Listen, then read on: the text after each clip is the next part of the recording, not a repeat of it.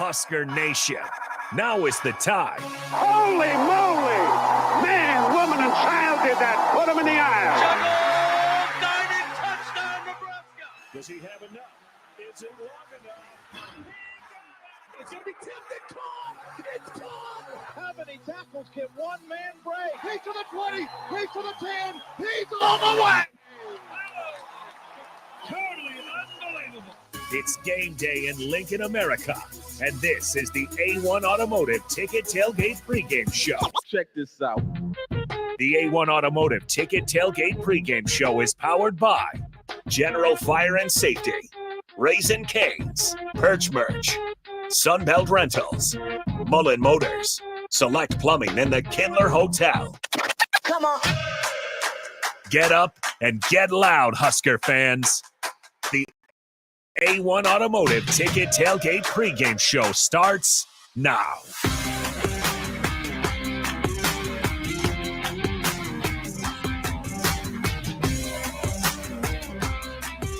Good morning. Happy Saturday here in Lincoln, Nebraska. Huskers Buckeyes today in 3 hours in Columbus, Ohio. Huskers big underdogs following the blowout loss in Indiana. But you know what? They say that's why you play the game. We'll see what happens here in a couple hours. I am Jake Sorensen here in our studio. This is the A1 Automotive Ticket Tailgate Pregame Show. A1 Automotive, always honest answers at 11th and L. And by the way, come hang with us at 1040 O Street. The mill is open for coffee. For breakfast, come on by. But we go to the phones where I'm joined by my early break colleague who is in Columbus, Ohio, Steve Sipple. Sip, what's going on in Columbus, my friend? Good morning, Jake. How are you doing? I'm fine. How are you? Do you have a fun evening in Columbus? Yeah. Oh, it was extraordinary. Went to a place called the Athletic Club and had some steak. Okay, and that sounds delightful. Yeah, and it's a gorgeous morning in Columbus, Jake. We're in the stadium and in all its morning glory, getting ready for a game. I imagine again. Now, I made one trip ever to Columbus. This is 2012 when Nebraska beat 63-38. But I assume, Sip, like last week, it's difficult to tell Nebraska red different from Ohio State red, like it was with Indiana last week. Is that right? What you trying to see out there? Yeah. No, it's I found that to be very difficult actually. Walking around the stadium this morning. Yeah, you just gotta look at the lettering, Jake. You gotta zoom in. Focus more. No, it's hard to tell. If someone approaches you, you don't know exactly if they're right away if they're from Ohio State or Nebraska. And there's a lot of Nebraska fans out there. Well, Nebraska fans always travel well, even though that the last game did not result in a positive result with the 56-7 loss to Indiana. But it's a new week, Sip, and again, football, sports, everything, weird things happen in sports where, again, I think most Nebraska fans expect to be beat comfortably today by a very, very good Ohio State team, but you just never know what to expect. Is there anything that you've heard or seen this week that gives you hope that, hey, that maybe things won't be as bad today as most people think they will be? Not necessarily. Ohio State has a starting safety that's going to be out, not Caleb Downs, Lathan Ransom, I think the name, double check that. He's out, but no, it's kind of the opposite. I mean, Ohio State's coming off of a loss. You're hearing a lot of talk. I mean, we were hearing it. I heard it Thursday, I guess from a source, that Ryan Day's kind of moved over and worked with the defense this week to try to get their pass rush going. I actually heard Urban Meyer talking about that with Colin Cowherd yesterday. So they're trying to, what I'm telling you, Jake, is they're trying to devise ways to get pressure on the quarterback. And they got the guys to do it, but they feel like they haven't schematically done what they need to do, and they went to work on that this week. So, Ryan Day explicitly went over to the defensive side. He's an offensive coach. Yeah. So I don't know. I think they'll be really hungry here. There's, the fan base is a little uneasy because they expect so much from this team and they're coming off of a loss. So I guess what I'm telling you is I think you're going to see them really dialed in. Yeah, I would assume so. Again, off the bye week after a 1-point loss in Oregon, which of course could have been won with a field goal if they got down in time, but Will Howard did not get down in time, and it's a loss for the Buckeyes. But Nebraska, there's a couple things that resonate with this game with Ohio State. There's a quote, Sip, that I brought up about 7 years ago from a broadcast with Gus Johnson, Joe Klatt of Nebraska, Ohio State in Lincoln, and it was, how simple can it get for the Buckeyes? And for you and me, that stood out for a long time. I was like, that's demoralizing, but it's true. And I guess if you're Nebraska, I mean, my hopes are very low today, but the hopes be you don't hear something like that said again on the broadcast by those two guys who have watched Nebraska get beat soundly last week by Indiana. Was that Justin Fields? Is that who that quarterback was? It might have been Fields. Yep, I think it was 2019 when Nebraska had game day here. It was 48-7, and the quote was, how simple can it get for the Buckeyes? I'm 90% sure that was Justin Fields, and they don't have Justin Fields. Will Howard's not that kind of quarterback. He's not. I don't mind saying he's not as good as Justin Fields, but as far as another occurrence like that, or another, if that would be said again, it would probably be because Ohio State, the way they run the ball. Quinshon Judkins averaging 6.9 a carry, and Henderson's averaging 8.2. That's what you on that side of the ball. That's the thing that concerns me most, is if they just get rolling, if they get the run game rolling, everything becomes pretty easy. And that's, you heard Rule this week, Jake, say that it's Chip Kelly. He's going to find a way to run the ball. Now, they didn't do a very good job of running the ball against Oregon. So once again, probably going to be an emphasis today. And then, you work off that, and you're throwing to, two of the best receivers in the nation, Jeremiah Smith and Emeka Egbuka. Everybody's familiar with those guys by now, especially Egbuka, who's been there for a few years. And then that's what. But Jake, here's the thing: that's what what you're looking at. I doubt there'll be many surprises today. You know what you're getting from them. It's just a matter of, can you deal with it? By the way, if you're listening with us, please chime in. Shoot us a text at 402-464-5685. Leave us a comment on YouTube or Facebook. This is the A1 Automotive Ticket Tailgate Pregame Show. Sip in Columbus, Ohio. I'm in Lincoln here, getting this going. But, okay, you mentioned the receivers there. Now, before last week, a couple things were thought about this defense. We'll start with the secondary first because, we didn't know the health of Tommy Hill. He played. Sierra Wright had looked good, but then everybody looked bad in that game. Nebraska couldn't stop anything stopping the run, but against the pass, we knew they had good receivers, but they looked like Blitnikoff winners out there, Sip, last week. Was that because of Indiana, or is that Nebraska again just asleep at the wheel last week? Well, it's hard to know. I mean, the corners were Nebraska's corners, top three corners, Hill, Wright, and Buford were terrible. I mean, they were just bad. Yep. I mean, last week they gave up 12. Come on, those three gave up 12 completions and 13 targets. Each of them gave up a touchdown. Okay, it couldn't have been much worse. I don't know. Some of it was there was some very pinpoint passing by Indiana. They do have good skill. Indiana has good skill. It's not as good as Ohio State's, but I don't know. You'll see the level of passing from Will Howard that you saw from Curtis Rourke and Tavion Jackson. But Jake, no, it's kind of scary. I mean, I thought the corners were a strength of the team. They got blistered. They got blistered everywhere last week, though. They got blistered up front. Guys weren't in their gaps.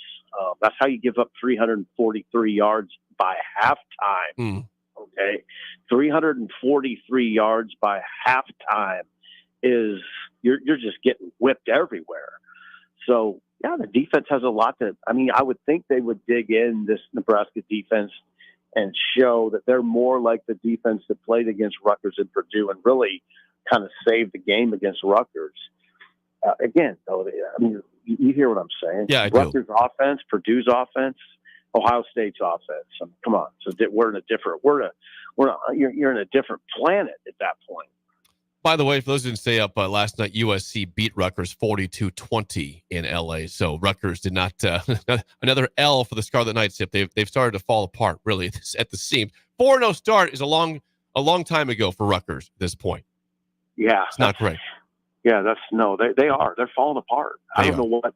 Yeah, really, it's sort of remarkable, and I'm kind of surprised. None of these results. Whenever we talk about these results, they kind of scare me. I mean, USC put 42 on Rutgers. And the thing USC's skill position talent is it's not Ohio State, but it's pretty good. Right. Now, with Nebraska, again, I refuse to think that the defensive line is just all of a sudden bad. They have been really, really, really good all year long, besides maybe the Illinois game, which Nebraska, again, lost in overtime. They were not bad that night. They weren't great. But they were downright bad and non-existent against Indiana. And I just can't sit here and say that Nash and Ty and Jamari just fell apart and aren't good anymore. They have to have some sort of bounce back today, Sip. Like we can't see those guys disappear 2 straight weeks, can we? I wouldn't think so. I don't think that Ohio, and you got to think about who they're going against. I don't think Ohio State's devastating on the offensive line. I don't think this should be it shouldn't be a complete mismatch. Again, Jake, it's kind of hard to explain the Indiana game, except that from what you hear from the guys, it didn't show up ready. That Indiana, quote unquote, wanted it more. Nebraska was out of its gaps, didn't tackle well. Now, some of that stuff, you can control it.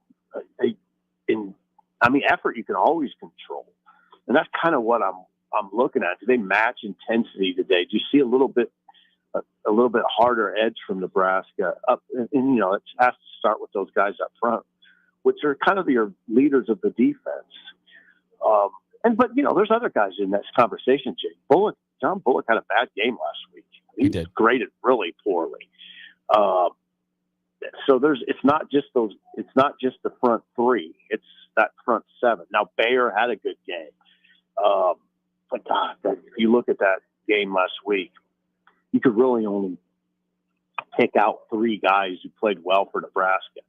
If we're sitting here mid-afternoon today saying Nebraska only had a handful of guys on defense play well, it'll mean that Ohio State scored 50 plus. Okay. Yep. So they have to have a bunch of guys play well today. Well, I'm looking at Ohio State's scores, and again, they had some blowouts early on against some lesser foes, like 52-6 over Akron, 56-0 over Western Michigan. But when we look at Big Ten play, they have blown out teams like Iowa and Michigan State, but they haven't scored 40, 50 points. They beat Michigan State 38-7 to get a rout, but still not 56 points.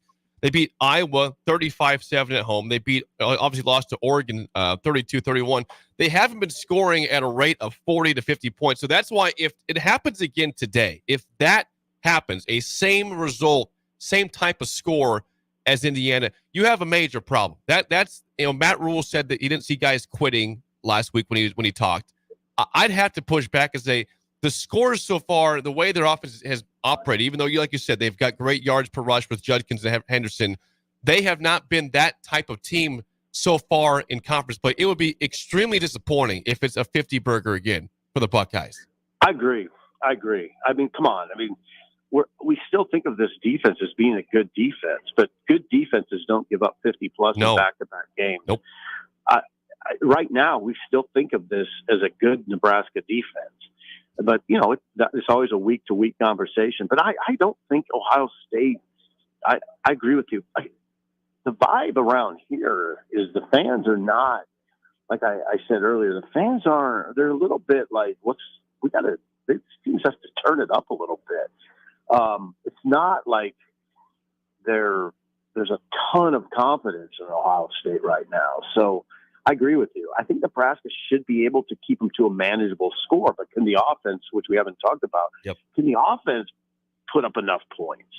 There's nothing in the last 4 or 5 weeks that would suggest that they can come in here and do that. Now, again, these conversations evolve. Teams don't stay the same. Maybe Nebraska can find something on offense. Now, okay, offensively, let's go there because this is this is a school that Dylan Raiola was once committed to. This is a school he thought he might be at, went to Georgia after that, then Nebraska, obviously. So he thought he might be playing football for the Buckeyes in front of the big crowd in the Horseshoe. There might be some motivation there to prove that, hey, man, I am worthy of playing in the stadium, but he needs more help. It can't just be Dylan. And so far, the last couple of games, it has not been the most efficient performance by Raiola. Do things just start clicking magically, or is it just simple short passes? How do you get him back on track and confidence back, Sip? I mean, I always default to what would help Dylan a lot is getting the running game going. And that's, I don't know, why do I keep talking about it? Here's why, because that's what Rule wants to do. That's the blueprint. That's the blueprint he laid out in August. You know, that's the Matt Rule. That's how he wants to go about it. And I said, Jake, I said it on our show in the morning so many times that's how you take pressure off a freshman quarterback, by being hammer away on the ground. It opens up everything, but they're 99th in the country in rushing, 14th in the Big Ten. They're only averaging 127 yards a game.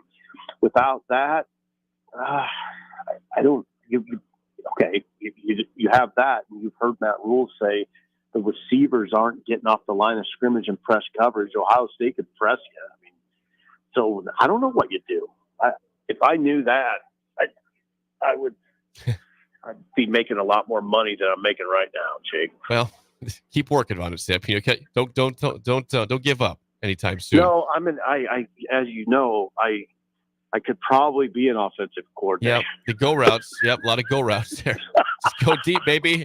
Someone's going to catch it at one of these points. If it's picked off, it's like a punt. We're all good. What's the loss here? What are you talking about? We could get a flag. Yep, get the PI. Do the Purdue play, Nebraska-Purdue. Get the PI play. That's great. I'm looking at some rushing stats against Ohio State to see what if there's a semblance of hope. Now, Oregon 2 weeks ago, again, very good Oregon team, obviously number one team in the country. 31 carries, 155, an average of 5.0. But they have obviously an elite running back in Jordan James, 23 carries, 115 in that game. Now, when Ohio State played Iowa, who has, again, a really good running back in Caleb Johnson a couple weeks ago, Iowa had 27 carries for 116, so 4.3 yards a carry. I mean, there's, I guess, some sort of hope, but those are teams also that run the ball already way better than Nebraska. So if you're Marcus Satterfield, I mean, how long can you go trying to run the ball if it's just ineffective before you have to pass it again at a high rate? Well, I mean, that's why, is it Jake? I mean, that's why you don't really see, it doesn't seem like you see an established pattern with Nebraska. You don't see a clear identity, I guess. I'm going to throw out the identity word. I never know exactly what they're trying to get done. Satterfield is, he goes away from the run pretty quickly. And I don't even know that I would regard that as criticism. I'd like to say just stick with it, but it doesn't, doesn't produce much. They're not, the big thing is they're not getting the explosive plays in the run game at all. None. I mean, they had one run of 10 plus yards against Indiana, and then how many runs of 10 plus yards did Indiana have? And will that be the case today? I don't know. So as far as the Satterfield conversation goes, am I in love with this play calling? No, I'm not. But I also recognize the challenge he has if you can't run it. Jake, come on now. You watch football all the time. If you can't run it very well and your receivers aren't getting off the line of scrimmage, free access passes to the tight end are there, but that doesn't get you much. They're running a lot of layered routes, over the middle, crossers and stuff like that. The defenses can, you can complete those passes, but they're not going very far. Yeah. So I just go back to, you got to try to get it downfield. Protection's not bad. It's not bad. The protection's okay. It's, I guess the onus to me is on those big receivers. Not even just the two big ones, Banks and Nayor, but also Barney and Lloyd. Try to get them upfield, try to get something going upfield. But hey, it's complicated because there's a lot of man coverage on the perimeter. These guys aren't beating man. I don't know. I'll be very interested to see if they can get something going today. We will end on this, Sip. Two-part question. Number one, will Nebraska attempt a field goal today? And number two, your official score prediction. Yeah, I think they will attempt a field goal or more than one. I could see a few because I don't know. I mean, you gotta try to. The red zone will be really difficult. Ohio State's number 2 in the nation in total defense. They play defense, obviously. So yeah, I think they'll try to kick some field goals. As far as the final score, I've been kind of all over the map on this. I think I said 34-14 on a show the other day, and I got to thinking that seems a little light. I'd probably go 42-14. Ooh, that's my score. Buckeyes. Yeah, 42-14 Buckeyes. Get out of here healthy, and then Jake, what you have is kind of a season reset starting next week, where you got this 4-game roll toward the end, and you got to get a couple of them. Yep. And so get through this, lay it on the line, come back home, and it's kind of like a reset. I will say they do attempt one field goal, and I think, very similar score. So I'm going to go 42-7 in the game. I think it's going for one touchdown again. The offense is not good. This is a better defense in Indiana, and we'll see how it goes. Sip, enjoy the game.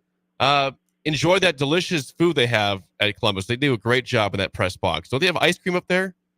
Yeah, they have. Do I call them McFlurries? Yes, they have McFlurries in the press box. You're living the high life. You're living the high life. The weather will be no factor here. It's absolutely beautiful. Like I said, the horseshoe is in all its morning glory right now, and it'll be cooking here in a couple hours. Well, enjoy the game. Thanks for the time, and we will see you on Monday. God bless you, Jay. Right, that's Steve Sipple, live from Columbus, Ohio, for Nebraska, Ohio State. When we come back, we will have Jay Foreman and Nick Sander in here for segment 2 of the A1 Automotive Ticket Tailgate Pregame Show next here on 93.7 The Ticket. Hey guys, it's Nick. You know how much I love beer, and this game day, show your Husker pride with Dear Old Nebraska Brew, the official beer of the Nebraska Alumni Association. Brewed by Nebraska fans, for Nebraska fans, Dear Old Nebraska Brew is your go-to for every kickoff, touchdown, and celebration. Whether it's tailgating, watching the game at home, or gathering with friends, this beer is there to bring that perfect game day refreshment. Dear Old Nebraska Brew embodies the spirit of Nebraska with every sip. So crack one open and let the good times roll. Dear Old Nebraska Brew, the official beer of Nebraska alumni. Please drink responsibly. The Kindler Hotel in downtown Lincoln is a boutique hotel experience unlike any other in the area. Their 45 well-appointed rooms take inspiration from the history of Lincoln. Their double queen rooms are great for guests traveling with family, and the suites are great for a business trip or romantic getaway. No trip to the Kindler is complete without a handcrafted cocktail from Boitano's Lounge on the main floor, with comfortable seating options both inside and on the outside patio. Book your room today at thekindlerhotel.com in Lincoln at 11th and P. Ever wish you had another light switch on the other side of the room on a dark night? How much better would you sleep at night if you had a ceiling fan in your room? The High Electric Service Department is here to make your electrical what-ifs a reality. Whether you're looking to replace some outdated light fixtures or brighten up your counters with under-cabinet lighting, High Electric can handle all types of residential electrical installations and services. Give Erica a call at 402-466-6606 or visit high-electric.com to get started. If you're a homeowner or a business owner, you have a lot of projects, and no one has an unlimited budget or time. Sunbelt Rentals makes all jobs less stressful with no need to purchase large equipment or hire a crew. You can do it yourself with rentals and everything from aerators and power rakes for spring yard work to stump grinders, concrete mixers, tile saws, and more. Check out their inventory in Lincoln, north of Cornhusker Highway on 56th Street, or online at sunbeltrentals.com. Wall to Wall Wine and Spirits is your place in North Lincoln to go for all your needs in wine, spirits, and beer. They also have a large variety of cigars in their walk-in humidor, and they have a top-notch walk-in, temperature-controlled, high-end wine bar. Plus, you can enjoy free samples from their tasting bar. There's only one place to go for all your needs for wine, beer, spirits, and cigars. Wall to Wall Wine and Spirits on North 27th Street in Lincoln. General Fire and Safety has been keeping Lincoln businesses and commercial structures safe for more than 50 years. From a simple fire extinguisher to full fire suppression systems, Lincoln has trusted General Fire and Safety to provide top-of-the-line products, installation, and maintenance. If you're starting a new business in a brand new building, call on General Fire and Safety to help you plan a fire safety system that fits the specific needs of your business, employees, and customers. Call General Fire and Safety today at 402-261-0116. It's game day at Raising Cane's. If you want to order like a champ, it's the action off the field you need to focus on. The only play you're running is chicken. So what combo are you picking? Make it a perfect season. We've got tailgates of hand-battered cooked-to-order chicken fingers and cane sauce, and jugs of freshly made tea and lemonade. All available to order online or on our app. Touchdown! This season is about to be unbeatable. Raising Cane's Chicken Fingers. One love. All right, Rico, let's do the final checklist before we head out. We have a lot of people coming to the tailgate today. I'm ready. Burgers? Check. Chips? Check. Icy cold beer? Check. Except this one. I'm forgetting something. Wait a second. Where's the Fuhrer's cheese spread? I can't stop eating it. Rico! Relax. I always pack extra. It's the biggest hit of the tailgate. For the best appetizer, party dip, and tailgate snack, load up on Fuhrer's cheese spread today in most local grocery stores. Attention students and anyone else looking for a great deal. Sun Valley Lanes and Games has the ultimate weeknight special. For just $15.95, enjoy unlimited bowling, lucky putt mini golf, and laser tag. Flash your college ID at check-in to receive $2 off your admission. It's the perfect way to unwind Sunday through Thursday nights. Check out sunvalleylanes.com for hours and availability. Sun Valley Lanes and Games, located at 321 Victory Lane. Lincoln's best place to meet, eat, and compete. Sun Valley. Hi, everyone. Kendall Warnock with A1 Automotive in downtown Lincoln. If you're looking for an automotive repair facility you can genuinely trust, we would be grateful for the opportunity to earn your business repairing your vehicle. We have ASE master technicians and qualified to work on a variety of vehicles from Hondas to Porsches, Jaguars to Toyotas, and Chevrolets to Fords. We pride ourselves on customer service and relationships, and we would be grateful for the opportunity to serve you. Give us a call at 402-477-4660. A1 Automotive, always honest answers. It's the fall sports season, and that means that the school year is back in session and you're planning road trips for Nebraska football games and following your kids around to their different events. Stop telling yourself you'll upgrade your car someday and do it now. Mullen Motors Lot is full of great vehicles to take home so you don't have to worry about your current car struggling through another season. Come check out their lot just north of 48th and Lake and find your next ride. As your fall schedule gets busy, you'll need a reliable way to get to your destinations. Mullen Motors. No taglines, just quality vehicles. Mullen Motors. Hey everyone, Lance here with Black Label. We specialize in creating custom crafted decks, pergolas, patio covers, and more. Plus, our retractable screens, gazebos, and patio enclosures create the ultimate outdoor retreat. With over 50 years of combined experience, we're not just builders, we're creators of unforgettable memories. Call them today at 402-730-6333 or visit blacklabelbuilt.com for a free consultation. Let's turn your backyard dreams into reality. Black Label Built, built to serve, built to last. Back to the A1 Automotive Ticket Tailgate Pregame Show on 93.7 The Ticket and theticketfm.com. Brought to you by General Fire and Safety.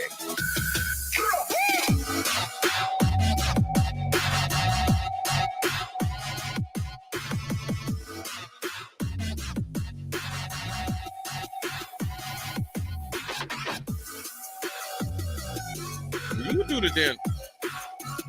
What's up? Good morning. How you guys doing? A1 Automotive Ticket Tailgate Pregame Show. Jay Foreman, Nick Sainer.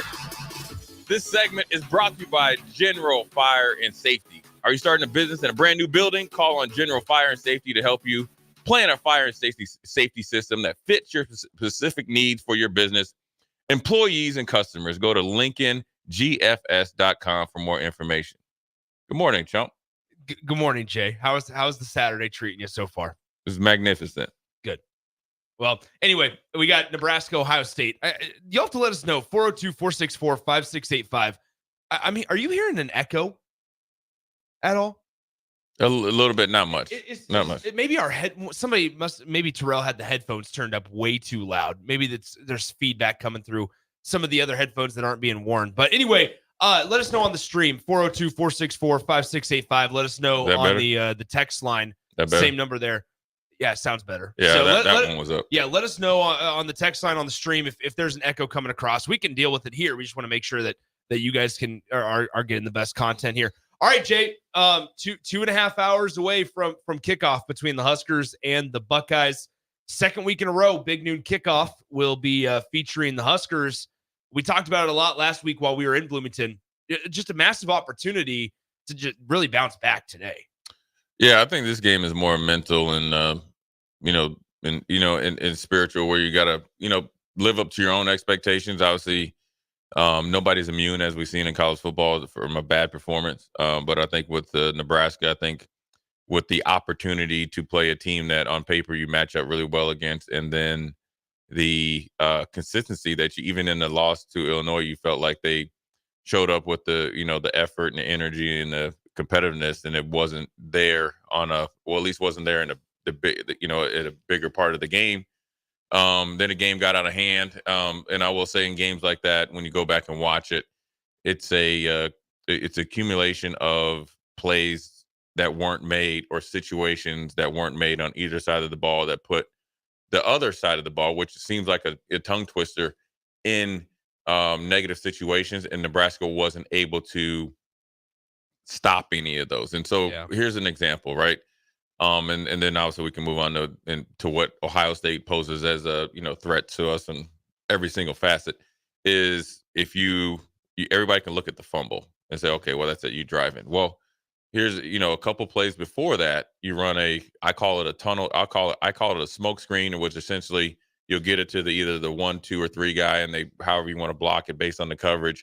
Well, you miss one block, and so instead of it getting a 10-yard gain, which would be a first down, or an 8-yard gain which would give you a first down on second down, whatever it was, then you only got four yards. Well, now you're at third and 3, and then you only get 2 yards, and then now you're 4th and 1. So if you make that one block, and what I mean by that, don't completely whiff on that one block, then you get that first down. Then you're essentially in a better position to maybe throw to the end zone and get it and tie the game up. Well, you don't. You fumble, come back, you're down 14-0, you answer it. And so there's a lot of things that didn't get highlighted that led to their demise. And so I think as long as you go and rectify those both mentally and then schematically, you'll put on a better performance today in Columbus. I'm curious. So we have Ryan and Friend chime into the show. I'm gonna alter this a little bit. He texted in and said, "Finish the statement, gents. If Nebraska gets blown out by 50 points, this is why." I want to rephrase that and say, let's put a little more glass half full. Nebraska keeps it close or potentially wins. Yeah. What do they do? Well, they just play how they've been playing before Indiana. And that means, obviously you gotta run the ball. You definitely gotta stop the run, and you gotta win some more 50-50 balls. Now listen, that's turnover margin within reason. Yeah. Okay. That's all things equal, and that's every game. I think everybody, I would probably always encourage the fan base not to continue to let one game go into the other, and 50 points and what's it mean, and throw your hands up. I mean, that's kind of, part of the Nebraska's fan base that's been probably to their detriment, is the defeatist attitude. Here we go again and all this, and try to just draw from 8 years ago to present. And that's weak-mindedness. It doesn't do you any good, and it doesn't even give you a chance to really watch the game and try to see if there is progress. And so very easily, here's an example. So everybody walked away last year in Boulder saying the defense played pretty dang good. Mm-hmm. We lost by 17. That's a blowout. Yeah. But it was 10 points late. Yeah. You can the game, you get what I'm saying? Yeah. Absolutely. You lost by to Illinois by obviously a touchdown in overtime, but did you feel like it was that close? Right? You get what I'm saying? So everybody's gonna. It's always interesting to me. We have the greatest fan base, I think, in college sports. But it's like you guys sit on the edge of your seat and it's like, okay, we're waiting for Nebraska to lose or something bad to happen. Now, what you have to understand is they earned that 49 point loss last week. The biggest thing is you got to make sure that they don't earn that 50-point loss or 49-point loss this week. If they don't earn it, you won't have to worry about the margin of victory or the margin of loss. What is the? I hate to have this conversation. What is the narrative then if Nebraska does come out and is flat? How much of it? I mean, like, because that's a real, I think, a possibility in a lot of Husker fans' minds, even the ones that do view it as, okay, let's flush last week. You still have a top 5 team on the other side coming off of a bye week. You're expecting them, a program like Ohio State, they might come out flat, but you expect them to eventually turn it on yeah. because that's what good programs do. I mean, I guess another surprise. I wouldn't take last week. I mean, I guess if you do it 2 weeks in a row, you got to be like, okay, well, what's the deal? Yeah. You know, what I look at the season as, like, this is a 12-chapter book. Absolutely. Yeah. And they're all single chapters. So you have essentially a new author every week. Mm-hmm. So I don't know what that would be called as far as like in the book, the book world, but ideally you'd like to have a 12-chapter story where chapter 1 flows into 2 and all the way down to 12. And when you have a team that's learning how to win, and even though you have veteran players, they're actually everybody's on the same like playing field to learn how to win. They're all going through this together. And so these games and these opportunities of showing, I guess, the sports version of maturity, showing up, doing what you need to do, reaching expectations, exceeding expectations, and you got to do it day in and day out long before you play on Saturdays. Ryan and friend, by the way, 402-464-5685, Honda of Lincoln hotline. The Starter Heyman text line are open for you guys. The entire A1 Automotive Ticket Tailgate pregame show. This segment sponsored by our friends at General Fire and Safety. Ryan chimes in again, says, gents, our offense is inept. Hasn't scored in 4 weeks. This is the concern. Can't run the ball, can't score. Thanks, guys. Yeah, I mean, you would expect to be able to score against Indiana. You would like to see a little bit, more offensive output. And here's the problem is, like, Rutgers played probably obviously their best defensive game against us, and they've been playing porous ever since. But shouldn't that expectation of, like, sorry to cut you off, but like there's no, you're not, but that's fine. I am, Jay, because like shouldn't the expectation be that no matter who's lining up across from you, you should have faith in the ability to score? Yeah, I mean, isn't that what here's the mentality you guys preach? It should be the mentality of every team in the nation, Absolutely. Right? And now let's was it Ryan and Friends? Is that the guy? Ryan, yeah. Okay, Ryan. Well, let's look at this and be realistic. Yep. Nebraska had 4 drives of 10 plus plays. Mm-hmm. They didn't cash in. You're right. So now we're not playing the if game now, because it really he's at his question is black or white, right? Well, I guess I'm gonna throw a little bit of gray area in there. So they're showing the ability to move the ball. What they have to get better at is finishing drives. Yeah. Now that's a problem, sure, right? But let's not act like they haven't had opportunities, right? And so that's probably, I think, I guess, to go along with him, but then also counter him. Yeah. I guess the thing I would say the thing that we need to be better at is cashing in on our opportunities. It's somewhat like perception or expectation versus reality, right? Yeah. Where it's perceived from the 5,000-foot view, and Nebraska, after a 56-7 loss, they couldn't score. They couldn't move the ball. They were stagnant all game, when the reality of it is between the 20s, essentially, they were able to move the ball, but once it got condensed a little bit more, they weren't. It became stagnant, and without a field goal game or confidence in your field goal game, well, I think it doesn't do a whole lot. Now, what I will say, what Ohio State does really well is cashing in. 26 of 26 on red zone opportunities, 24 of those touchdowns. Yeah, and you would think it'd be the opposite, because they have first-round picks everywhere. So you'd think explosive, like 3-play drives, 4-play drives, 5-play drives. Actually, against Oregon, they actually were better when they actually committed to the run game. Yep. There you go, people. Great Ohio. Chip Kelly hasn't committed to the run game, but that's when they were able to 8, 10, 11, 12-play drive.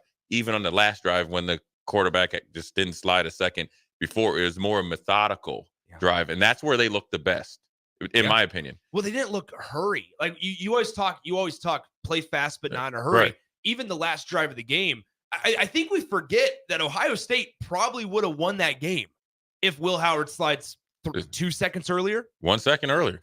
I mean, what is it? 1 second and you bang the timeout. I mean, it was debatable whether he even got down. You're right. I mean, where I would to my naked eye, I was like, I thought they had a second left. And so, well, because in college, it's where you start sliding. Yeah. It's is he down immediately as soon as he starts sliding?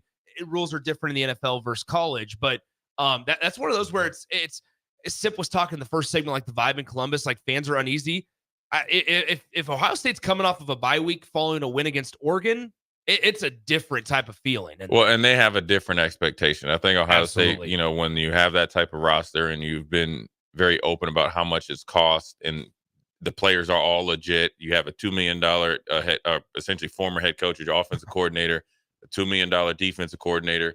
And obviously Ryan Day, a great coach, and all the talent and depth guys come back. And you lose at Oregon. I think sometimes the fans at Ohio State just think every game they should win. Just show up and win. And they lost, and then they're going through what we get every single week is all the fans, all the coaches online, and all the people that have opinions have had a week and a half to kind of dissect what you're doing.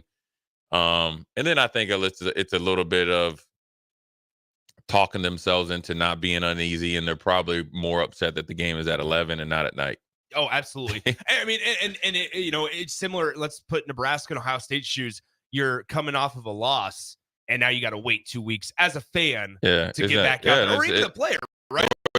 The player, you don't want to have to go another full week and then still have that taste in your mouth of, man, we should have done this one thing differently. I could have done something differently. Yeah, you don't want it, but if you, like I said last night, and I said it yesterday in the old school, one of the former fours, forgive yourself, never forget, because I think that motivator at that bye week could be extremely positive or negative. Yeah. The one thing also that's important is the I guess that's something that works in Nebraska's favor when you're going on the road. Again, is one, you can kind of lock in, right? You don't have to deal with the noise at home. Your best advantage could be your disadvantage, but then also you're back on the saddle quickly, versus that, I think that initial loss for against Oregon stung, and you're mad. There were some questionable calls. I mean, you had the 12-man penalty. There was a lot of discussion that was out of your control. So those things you can kind of get flushed quickly. Where Nebraska, it was in their control what they could have done, to really get a hold of that game at the beginning. Now they're able to go and be, on live stage. I always say this, and then obviously we'll get into what we think. This is a kind of life lesson. A dangerous man the most dangerous man is somebody that has nothing to lose. Mm-hmm. That team, or Nebraska, should have got on, or probably are on the plane and probably heading to the stadium now with nothing to lose. Let's talk key players. Do what we did last week. Key player, both offensively or defensively, or group, right? And then finally your prediction. What do you see? I'm always going to start with defense. I think defensive line. I think they need a bounce back week. I think the guys. I think they'll play well. So that's going to be huge. And then I'll just be this consistent offensive line. Those two units play well. We're going to have a different conversation at 2:30, 3 o'clock. By the way, join myself, Jay, for the Jay Forum postgame show immediately following the game here on the ticket. I'm gonna fall with you and say defensive line as well. I think the defensive backs need to play better, right? But I think part of that also, if the defensive backs play, much better than last week, then you're gonna allow your defensive line a little bit more time to get in the backfield and maybe pressure Will Howard a little bit. But also Ohio State giving up 5 sacks all season long, less than a sack allowed per game. They get the ball out quick, but they also have receivers that can get separation early on in the routes, where it allows Will Howard to just kind of sit back and do his job quickly and efficiently. Offensively, I'm going to go receivers. Just as much as we talked about how easy it is for Will Howard to maneuver, that's what you need for Dylan Raiola. You need to allow Dylan Raiola to get the ball out quick. Jamal Banks, Isaiah Nayor, even this feels like a Jalen Lloyd type of game potentially. I look for I look for a very internally motivated team. Right. I think you're gonna see a different vibe coming out of that locker room. Well, and if not, we'll have, an honest to God conversation in the where post game show. So there we have it. All We're right, gonna talk to him. Let's, Hello, Lord. We need some help. We need some help. All right, well, there you go. We're 2 hours and 15 minutes away from kickoff on Big Noon Kickoff. Gus Johnson, Joel Klatt. On my man is on there. Oh, I'm hyped. Yeah, there you have it. So Nick Sainer, Jay Foreman with you. This segment was brought to you by General Fire and Safety. Are you starting a business in a brand new building? Call on General Fire and Safety to help you plan a fire safety system that fits the specific needs of your business. Employees and customers, go to LincolnGFS.com for more info. Once again, Nick Sainer, Jay Foreman, we're out of here. We hand it off to Vershawn and T. Farley coming up next on the A1 Automotive Ticket Tailgate Pregame Show on 93.7 The Ticket and theticketfm.com. Wall-to-Wall Wine and Spirits is your place in North Lincoln to go for all your needs in wine, spirits, and beer. They also have a large variety of cigars in their walk-in humidor, and they have a top-notch walk-in, temperature-controlled, high-end wine bar. Plus, you can enjoy free samples from their tasting book. There's only one place to go for all your needs for wine, beer, spirits, and cigars. Wall-to-Wall Wine and Spirits on North 27th Street in Lincoln. Tune in to 93.7 The Ticket as soon as the clock hits 0 for the Jay Foreman postgame show. Listen to expert analysis from the Husker Hall of Famer, an 8-year NFL veteran, for 90 minutes after the game. The Jay Foreman postgame show, sponsored by Anderson Ford, Tanner's Bar and Grill, Tavern 180, Elway Power Sports of Lincoln, Vinnie Kreekak of State Farm Insurance, and Action Plumbing, Heating, AC, and Electrical on 93.7 The Ticket and theticketfm.com. It's game day at Raising Cane's. If you want to order like a champ, it's action off the field you need to focus on. The only play you're running is chicken. So what combo are you picking? Make it a perfect season. We've got tailgates of hand-battered, cooked-to-order chicken fingers and cane sauce, and jugs of freshly made tea and lemonade. All available to order online or on our app. Touchdown! This season is about to be unbeatable. Raising Cane's Chicken Fingers, one love. When you need a new water heater, nothing beats the ProLine family of water heaters from A.O. Smith. ProLine models are built using commercial-grade components, meaning they're built to help you tackle your toughest days. No matter if you need a gas or electric model, A.O. Smith has a ProLine unit for you. A.O. Smith, innovation has a name. Call Greens at 402-467-4444 for a great deal on a water heater today. Again, that's 402-467-4444. Hi, everyone. Kendall Warnock with A1 Automotive in downtown Lincoln. If you're looking for an automotive repair facility you can genuinely trust, we would be grateful for the opportunity to earn your business repairing your vehicle. We have ASE master technicians and qualified to work on a variety of vehicles from Hondas to Porsches, Jaguars to Toyotas, and Chevrolets to Fords. We pride ourselves on customer service and relationships, and we would be grateful for the opportunity to serve you. Give us a call at 402-477-4660. A1 Automotive, always honest answers. Perch Merch is your one-stop shop for all your printing and promotional needs in Lincoln, Nebraska. They specialize in screen printing, embroidery, vehicle wraps, window wraps, print collateral, promotional products, and signage. At Perch Merch, they are committed to delivering high-quality products and exceptional customer service. Their experienced team of designers and printing professionals will work with you every step of the way to ensure that your vision is realized. Call for a quote today at 402-217-5212 or go to perch-merch.com. Hey guys, it's Nick. You know how much I love beer, and this game day, show your Husker pride with Dear Old Nebraska Brew, the official beer of the Nebraska Alumni Association. Brewed by Nebraska fans, for Nebraska fans, Dear Old Nebraska Brew is your go-to for every kickoff, touchdown, and celebration. Whether it's tailgating, watching the game at home, or gathering with friends, this beer is there to bring that perfect game day refreshment. Dear Old Nebraska Brew embodies the spirit of Nebraska with every sip. So crack one open and let the good times roll. Dear Old Nebraska Brew, the official beer of Nebraska alumni. Please drink responsibly. Empower a child today with the Teammates Mentoring Program. Hope is only a conversation away when you choose to share your talent, time, and heart with a child. Together, you can build a relationship based on strengths and chart a brighter future, 1 week at a time. Find out how you can be a mentor by visiting LincolnTeammates.org. Become what you needed as a kid by joining the Teammates Mentoring Program today.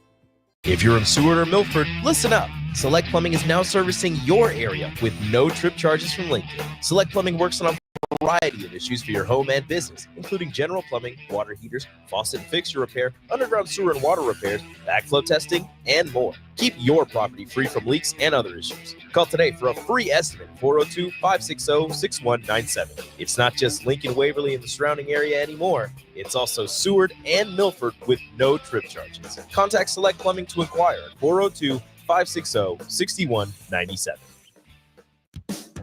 Ever wish you had another light switch on the other side of the room on a dark night? How much better would you sleep at night if you had a ceiling fan in your room? The High Electric Service Department is here to make your electrical what-ifs a reality. Whether you're looking to replace some outdated light fixtures or brighten up your counters with under-cabinet lighting, High Electric can handle all types of residential electrical installations and services. Give Erica a call at 402-466-6606 or visit high-electric.com to get started. Things that impair you come in many different shapes and sizes. Some are the shape of beer and liquor bottles. Others look like cigarettes but aren't cigarettes at all. These are the things we know impair us, the things our parents warned us about. What we're not always aware of is our new prescription or the over-the-counter medicine we picked up just for allergies or a bad cold. See, it doesn't just matter how much of a substance you take. If you are impaired, driving is deceptively dangerous. Don't drive impaired. Paid for by the NDOT Highway Safety Office. At Jimmy John's, we don't make sandwiches. We make the sandwich of sandwiches. We use fresh veggies because we don't hate salads. We just feel bad for them. We make our sandwiches exactly how you want because you're the one who's eating it. And we bake bread all day, every day because stale bread isn't bread. It's croutons. Sandwich history is written by the victors. Good thing we have legible handwriting. Jimmy John's, the sandwich of sandwiches. Order pickup or delivery on the app. If you're a homeowner or a business owner, you have a lot of projects, and no one has an unlimited budget or time. Sunbelt Rentals makes all jobs less stressful with no need to purchase large equipment or hire a crew. You can do it yourself with rentals and everything from aerators and power rakes for spring yard work to stump grinders, concrete mixers, tile saws, and more. Check out their inventory in Lincoln, north of Cornhusker Highway on 56th Street, or online at sunbeltrentals.com. The Kindler Hotel in downtown Lincoln is a boutique hotel experience unlike any other in the area. Their 45 well-appointed rooms take inspiration from the history of Lincoln. Their double queen rooms are great for guests traveling with family, and the suites are great for a business trip or romantic getaway. No trip to the Kindler is complete without a handcrafted cocktail from Boitano's Lounge on the main floor, with comfortable seating options both inside and on the outside patio.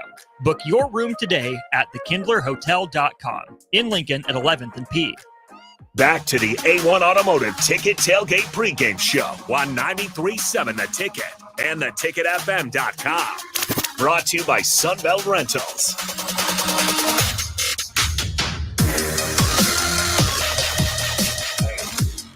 Welcome back. A1 Automotive Ticket Tailgate Pregame Show here on 93.7 The Ticket. I am Rico, joined by the black shirt, Terrell Farley. And this segment is brought to you by Sunbelt Rentals. From lawn and landscape equipment to hand tools, pressure washers, portable generators, and more. Sunbelt Rentals makes it easy to get what you need when you get it. SunbeltRentals.com. Farley, how are we feeling on this wonderful Saturday? If I can get the right mic up for you. There you go. Well, I guess I'm here. Looking forward to this game today to see how the guys respond to a awful week last week and giving up 56 points to Indiana. Now, it's going to be a battle tested because they're going to be playing in probably the biggest crowd they ever faced before, 100 and some thousand, and plus a number 3, 4 ranked team in the nation.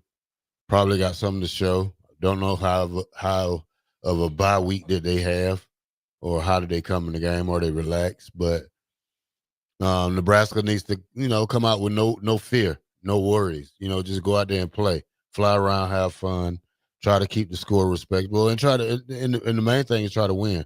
I know it seems impossible, but you got to at least go out there and try. But obviously, you're not going to go into this game, thinking you're going to lose. You're going to go in this game attempting to win, obviously. But what in your mind would you consider, outside of an actual victory, what would you consider a win if you still come out with a loss against Ohio State? Probably a field goal kick at the end for them to win it. Something So, keeping it that close. Yeah, keeping it close. That's the only way to to get your confidence up is a narrow loss. A big loss would definitely shoot your confidence out the air. So something close, a nail biter. Probably a kick at as time expired would probably make this a better loss than anything. The Blackshirts defense got exposed last week against Indiana.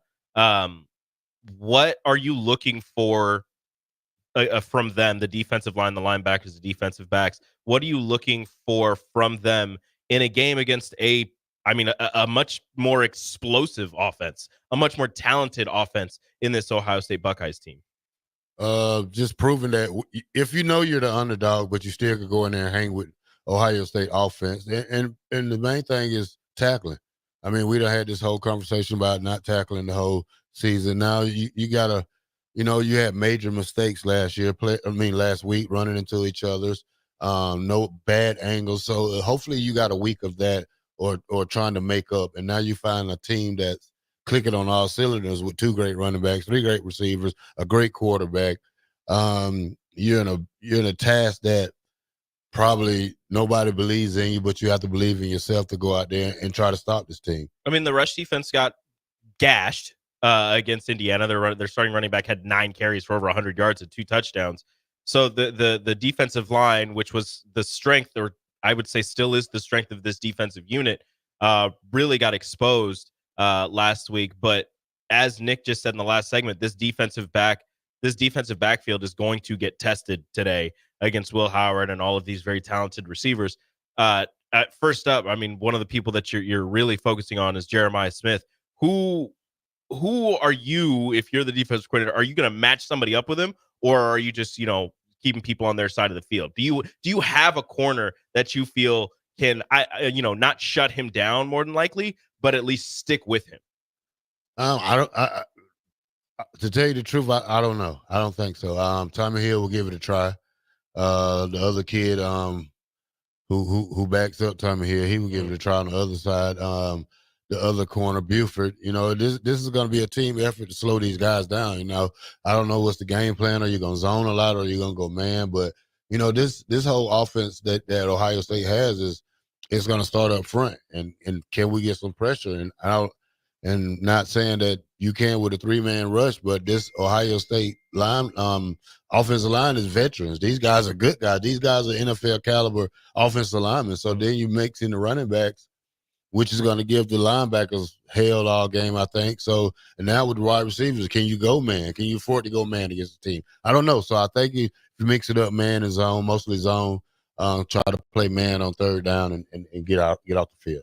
Outside of the traditional run game and obviously the pass game, Ohio State has Will Howard at quarterback, who offers something that Nebraska hasn't really seen all that much of this season from other quarterbacks, and that is the ability to not only escape the pocket and extend plays, but to actually make plays himself with his feet down the field. How is Nebraska going to combat Will Howard's running ability? Because that's we've seen them against traditional pocket passers, and earlier in the season they were getting a lot of pressure on quarterbacks, getting a lot of sacks. As the season has gone on, it's kind of slowed. The pressure, the sacks have slowed a little bit from this defensive unit.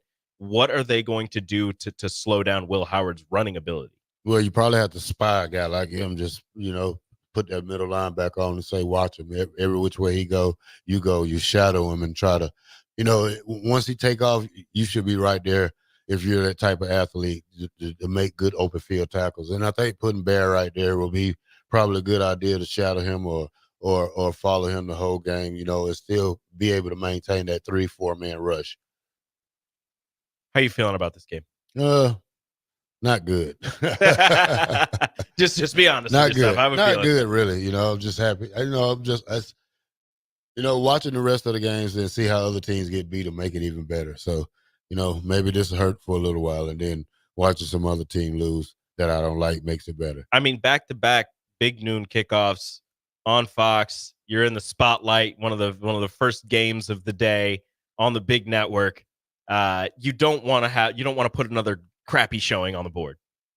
So Nebraska, I don't know what's going to happen. I also don't feel too great about this one, but stranger things have happened this season. Oh yeah. And Any team can lose on any Saturday. So we seen that from Vanderbilt beating Alabama and to the other teams losing. So if Nebraska comes out and play they best and they able to fight off this Ohio State team and come out with this victory, hey, we need it. We need it worse than they need it. Getting bowl eligible in the shoe against a top 5 Ohio State team. Oh yeah, getting that monkey off your back of beating a top 25, a top 10, a top 5 team, getting the monkey off your back of becoming bowl eligible. Killing a lot of demons with a win would feel really good for Nebraska and for this fan base. I don't know. I don't think it's going to happen. But it would feel real nice for Nebraska and this fan base. But that's going to do it here for Farley and myself. Farley, what's your final score prediction? 42-12.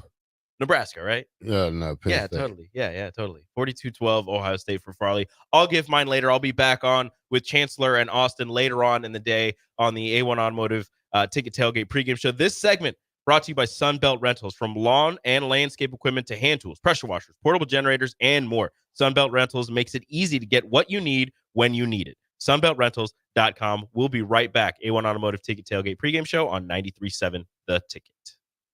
This is Lincoln's home for sports talk on the FM dial. Also online at theticketfm.com. On the internet, KNTK FM Firth, 93.7 The Ticket. Attention students and anyone else looking for a great deal. Sun Valley Lanes and Games has the ultimate weeknight special. For just $15.95, enjoy unlimited bowling, lucky putt mini golf, and laser tag. Flash your college ID at check-in to receive $2 off your admission. It's the perfect way to unwind Sunday through Thursday nights. Check out sunvalleylanes.com for hours and availability. Sun Valley Lanes and Games, located at 321 Victory Lane. Lincoln's best place to meet, eat, and compete. Sun Valley. At Jimmy John's, we don't make sandwiches. We make the sandwich of sandwiches. We use fresh veggies because we don't hate salads. We just feel bad for them. We make our sandwiches exactly how you want because you're the one who's eating it. And we bake bread all day, every day, because stale bread isn't bread. It's croutons. Sandwich history is written by the victors. Good thing we have legible handwriting. Jimmy John's, the sandwich of sandwiches. Order pickup or delivery on the app. This is Shane Podliska, mortgage lender at Lincoln Federal Savings Bank. I'm here to help you achieve your goal, the American dream of home ownership. Whether you're buying your first home or looking to refinance, I've got the experience and know-how to make it happen. So let's tackle this together. Call me, Shane Podliska, and let's get you into the end zone of home ownership. Member FDIC, equal housing lender. Go Big Red. Personal banking like you remember. All right, Rico, let's do the final checklist before we head out. We have a lot of people coming to the tailgate today. I'm ready. Burgers? Check. Chips? Check. Icy cold beer? Check. Except this one. I'm forgetting something. Wait a second. Where's the Führer's cheese spread? I can't stop eating it. Rico, relax. I always pack extra. It's the biggest hit of the tailgate. For the best appetizer, party dip, and tailgate snack, load up on Führer's cheese spread today in most local grocery stores. Perch Merch is your one-stop shop for all your printing and promotional needs in Lincoln, Nebraska. They specialize in screen printing, embroidery, vehicle wraps, window wraps, print collateral, promotional products, and signage. At Perch Merch, they are committed to delivering high-quality products and exceptional customer service. Their experienced team of designers and printing professionals will work with you every step of the way to ensure that your vision is realized. Call for a quote today at 402-217-5212 or go to perch-merch.com. Ever wish you had another light switch on the other side of the room on a dark night? How much better would you sleep at night if you had a ceiling fan in your room? The High Electric Service Department is here to make your electrical what-ifs a reality. Whether you're looking to replace some outdated light fixtures or brighten up your counters with under-cabinet lighting, High Electric can handle all types of residential electrical installations and services. Give Erica a call at 402-466-6606 or visit high-electric.com to get started. The Kindler Hotel in downtown Lincoln is a boutique hotel experience unlike any other in the area. Their 45 well-appointed rooms take inspiration from the history of Lincoln. Their double queen rooms are great for guests traveling with family, and the suites are great for a business trip or romantic getaway. No trip to the Kindler is complete without a handcrafted cocktail from Boitano's Lounge on the main floor, with comfortable seating options both inside and on the outside patio. Book your room today at thekindlerhotel.com in Lincoln at 11th and P. Once in a lifetime event. You miss it, it's gone forever. It's Schaefer's 78th anniversary extravaganza. Maybe a little dramatic, but you get the point. It's Schaefer's 78th anniversary. And we're delivering the savings on LG appliances with huge $1,000 rebates. Save on your whole kitchen, including the new My Color fridge, and get free delivery on your qualified LG purchase.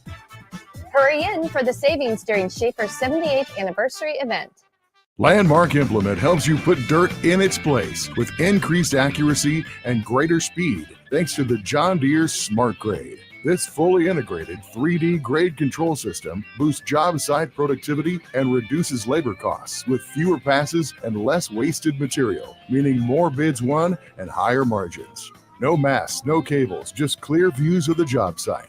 Visit your local Landmark Implement today and discover the profit-boosting power of the Smart Grade and experience the Landmark difference. Hey guys, it's Nick. You know how much I love beer, and this game day, show your Husker pride with Deer-owned Nebraska Brew, the official beer of the Nebraska Alumni Association. Brewed by Nebraska fans, for Nebraska fans, Deer-owned Nebraska Brew is your go-to for every kickoff, touchdown, and celebration. Whether it's tailgating, watching the game at home, or gathering with friends, this beer is there to bring that perfect game day refreshment. Deer-owned Nebraska Brew embodies the spirit of Nebraska with every sip. So crack one open and let the good times roll. Deer-owned Nebraska Brew, the official beer of Nebraska alumni. Please drink responsibly. Ready to hit the road in style? Liberty First Credit Union is revving up your ride with unbeatable auto loan specials. Cruise away with rates as low as 4.79% APR for 48 months on a 2020 or newer vehicle. Need a longer term? No worries. They've got you covered with 4.89 APR for 60 months and 4.99 APR for 72 months. Hurry, these rates are cruising fast, so don't get left in the dust. Visit libertyfirstcu.com. Credit factors apply. Rates, terms, and conditions subject to change. It's game day at Raising Cane's. If you want to order like a champ, it's action off the field you need to focus on. The only play you're running is chicken. So what combo are you picking? Make it a perfect season. We've got tailgates of hand-battered, cooked-to-order chicken fingers and cane sauce, and jugs of freshly made tea and lemonade. All available to order online or on our app. Touchdown! This season is about to be unbeatable. Raising Cane's Chicken Fingers, one love. Hi, everyone. Kendall Warnock with A1 Automotive in downtown Lincoln. If you're looking for an automotive repair facility you can genuinely trust, we would be grateful for the opportunity to earn your business repairing your vehicle. We have ASE master technicians and qualified to work on a variety of vehicles from Hondas to Porsches, Jaguars to Toyotas, and Chevrolets to Fords. We pride ourselves on customer service and relationships, and we would be grateful for the opportunity to serve you. Give us a call at 402-477-4660. A1 Automotive, always honest answers. Back to the A1 Automotive Ticket Tailgate Pregame Show on 93.7 The Ticket and theticketfm.com. Brought to you by the Kindler Hotel.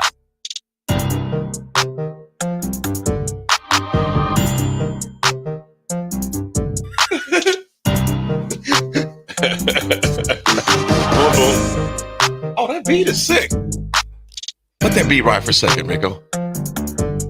Let it ride, let it ride, let it ride. Hold on, I got a little rap. I'm a little rap to do here. Let it ride.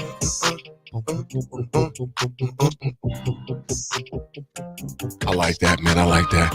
Folks, we are here live. 937 Ticket. It is a beautiful Saturday morning here in the capital city, 1040 O Street. We're at the mothership, 90.7 The Ticket. You've already heard the black shirt. You've heard from the other black shirt, two Hall of Famers actually this morning, Jay Foreman and Terrell Farley. And also, he's not Big Swim anymore. He's not Big Swim anymore, man. He's got big biceps now. We got Nick Sainer in the house as well. Rico on the boards, the ones and twos. Rico, Nick, how you doing this morning, fellas? Doing well. Thanks for the introduction, guys. Appreciate it. Dude, if you would let... Ref, you get your own. The dude would not let me. Introduction. The dude would not. I was about to. It wouldn't even just. Yeah, I even knew where you were going. You can tell Raph is the baby of the family because it's like, what about me? Yeah, dude, I was about to give you a dope intro. Ref, Too late now. Thanks, guys. Oh, do you have FOMO? Are you? Do you feel like you're missing out today? No, not really. You turn Raph up a little bit. I can't hear him. Gosh, my day got worse when I saw you sitting in the studio. I was like, oh no, it's Nick. I knew it. What did I tell you? Rico, what did I tell you? Nick called it. I said Raph's going to be mad because I'm coming in and sitting in with you guys. I wasn't planning on it, but then Rico said, "Hey, you want to come in with your boys?" And I said, "Man, no, it's okay." And he goes, "No, join us. And I said, "Raph's going to be mad. Raph is going to be mad." See, I don't understand it, man. I mean, I don't either, AD. He's part of the family. I thought so too. And I was going to give Raph a dope intro. Yep. Now we're and here he with just Chris. screws it up. What about me? Yep, we're here with Chris. What about me? Raph, what I was going to say, tell us. Raph, what was the football game last night down there in Huntsville, man? It was a thumping. The wrong team won.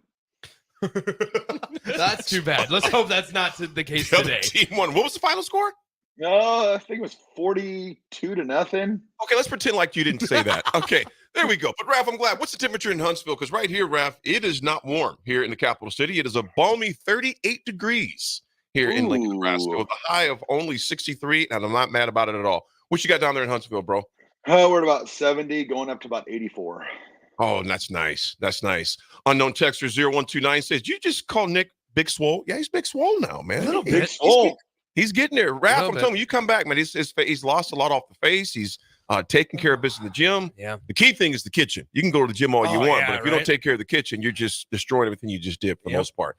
Speaking to destroy, folks, we are hoping Nebraska does not get destroyed today. As far as that goes, a nice segue into that. Rico's eyes are like, dang, Damn. Hey, I mean, you're not wrong. You didn't have to say it. You guys, here's what I'm going to say about the Nebraska game today. Obviously, we take on Ohio State in about an hour and 45 minutes. This kickoff will taking place. You guys, we talked about some of the keys for Nebraska all week. All the programs have been talking about it here on 93.7 The Ticket, trying to answer all your questions we possibly can. Just a quick rundown again as far as rankings. I didn't get to a lot. I got to a lot of them, but their rushing defense, I think, is going to be I'm more concerned about their defense than I am about their offense, because I say this way, you know what I'm saying? Their defense, you guys, if Nebraska, the reason why I say that, because if Nebraska comes out undisciplined, unsure, and very little energy, it's going to be a problem, because this defense is the type of defense that, because the reason why I say that, because they keep 3 and out on us, that means that offense is on the field a lot more for Ohio State. That is my biggest concern. It's not Ajigba and all the rest of those guys, the Howards, the running backs, etc. My main concern is, can we establish drives on that defense? By the way, a defense that ranks second in the Big Ten, 6th nationally on rushing defense. Pass defense, they're 5th in the Big Ten, 15th overall. Total defense, they are number 1 in the Big Ten. If we thought Indiana was something, we saw nothing yet, according to the numbers here. And they are 2nd in the country in total defense, only allowing 254 yards a game. Scoring defense, they're 1st. In the Big Ten, nationally, they're 3rd. Raph, Rico, Nick, Raph, what do those numbers alert for us on the offensive side of the ball? I know we've beat this in the head, but again, your thoughts. Can I ask you a question before that? Sure. It's all about you, Raph. Is there such a thing? Is there such a thing as a moral victory today? I don't like moral victories. I know, but is there? I think the instead of a moral victory, it's how much of an adjustment what's needed to be worked on most coming out of this game. I think that's where you stand. If Nebraska is to lose this game in blowout fashion, I think there's going to be some very, very emotional conversations. I think Jay said it in our segment a little bit ago. Try to compartmentalize these two losses and look at them separately. Now, I think also you have to both do that and look at this as like a 12-chapter season, but also if you do it once, it's a fluke, or maybe it's not. But then if you do it more than once, it might start to become a pattern. Nebraska's got to do a good job of separating those two and not allowing the carryover of Indiana to get into the Ohio State game. I think to AD's point, guys, I think this is a lot of Nebraska. Like, we make so much about Ohio State, and they're going to do some things really, really well. They're going to have some explosive plays. Nebraska might not have as many. Nebraska's going to have to play their best game of 2024 today. They just will. They just will. However, there's places with Ohio State where I think there's some weaknesses for the Buckeyes. One of those is defensive backs. The other one is pass rush. And Nebraska's offensive line has to do their job against a defensive line that has not played that well for Ohio State. And then vice versa. I think Nebraska's defensive backs need to cover well, because that's not only going to allow the defensive line more time to get in the backfield for Ohio State, but it's also going to make Will Howard's job a little tougher today. Rico, I'm going to ask it to you. I'm going to pose the same question that Ralph posed to me. Do you think there's such thing as a moral victory today? No. There is no such thing as a moral victory today, in my mind. You can leave the game not feeling as bad, but there's no way that you can take anything away from this as a win in my book. So outside of an actual victory. Here's a little bit of breaking news. We have the availability report out for the Huskers, and Tommy Hill not active today for the Huskers. However, I mean, like, that's the thing, guys. I would say this. Last week, we heard so much about how much better this defensive back room is with Tommy Hill than it is without. And this is not a shot at Tommy Hill. This is maybe a more of an accountability statement at the entire defensive back room. You allowed 12 passes or 12 completions on 13 attempts to your room as a whole. Sear Wright, Tommy Hill, and I'm missing, I believe it was Marquise Buford. They allowed 12 of 13 completions through the air. And 3 of those were touchdowns. Each of those guys allowed a single touchdown last week.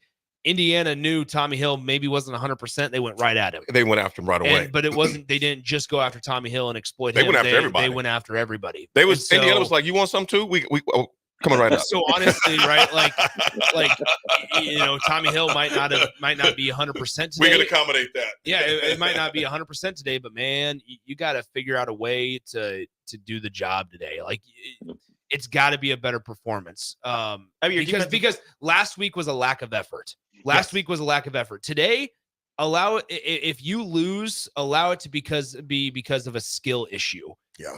Or a skill difference. Don't allow it to be because of a lack of effort. Yeah, your defensive back room got exposed last week against an Indiana team that is extremely well coached, but not as talented as this Ohio State roster is. So now you're going to go into this without your number one corner against a wide receiver core that is stacked, and you're going to have to figure out a way to not allow them to expose you once again. While also your linebackers and your defensive line are going to have to handle 2 extremely talented running backs and a quarterback who can run.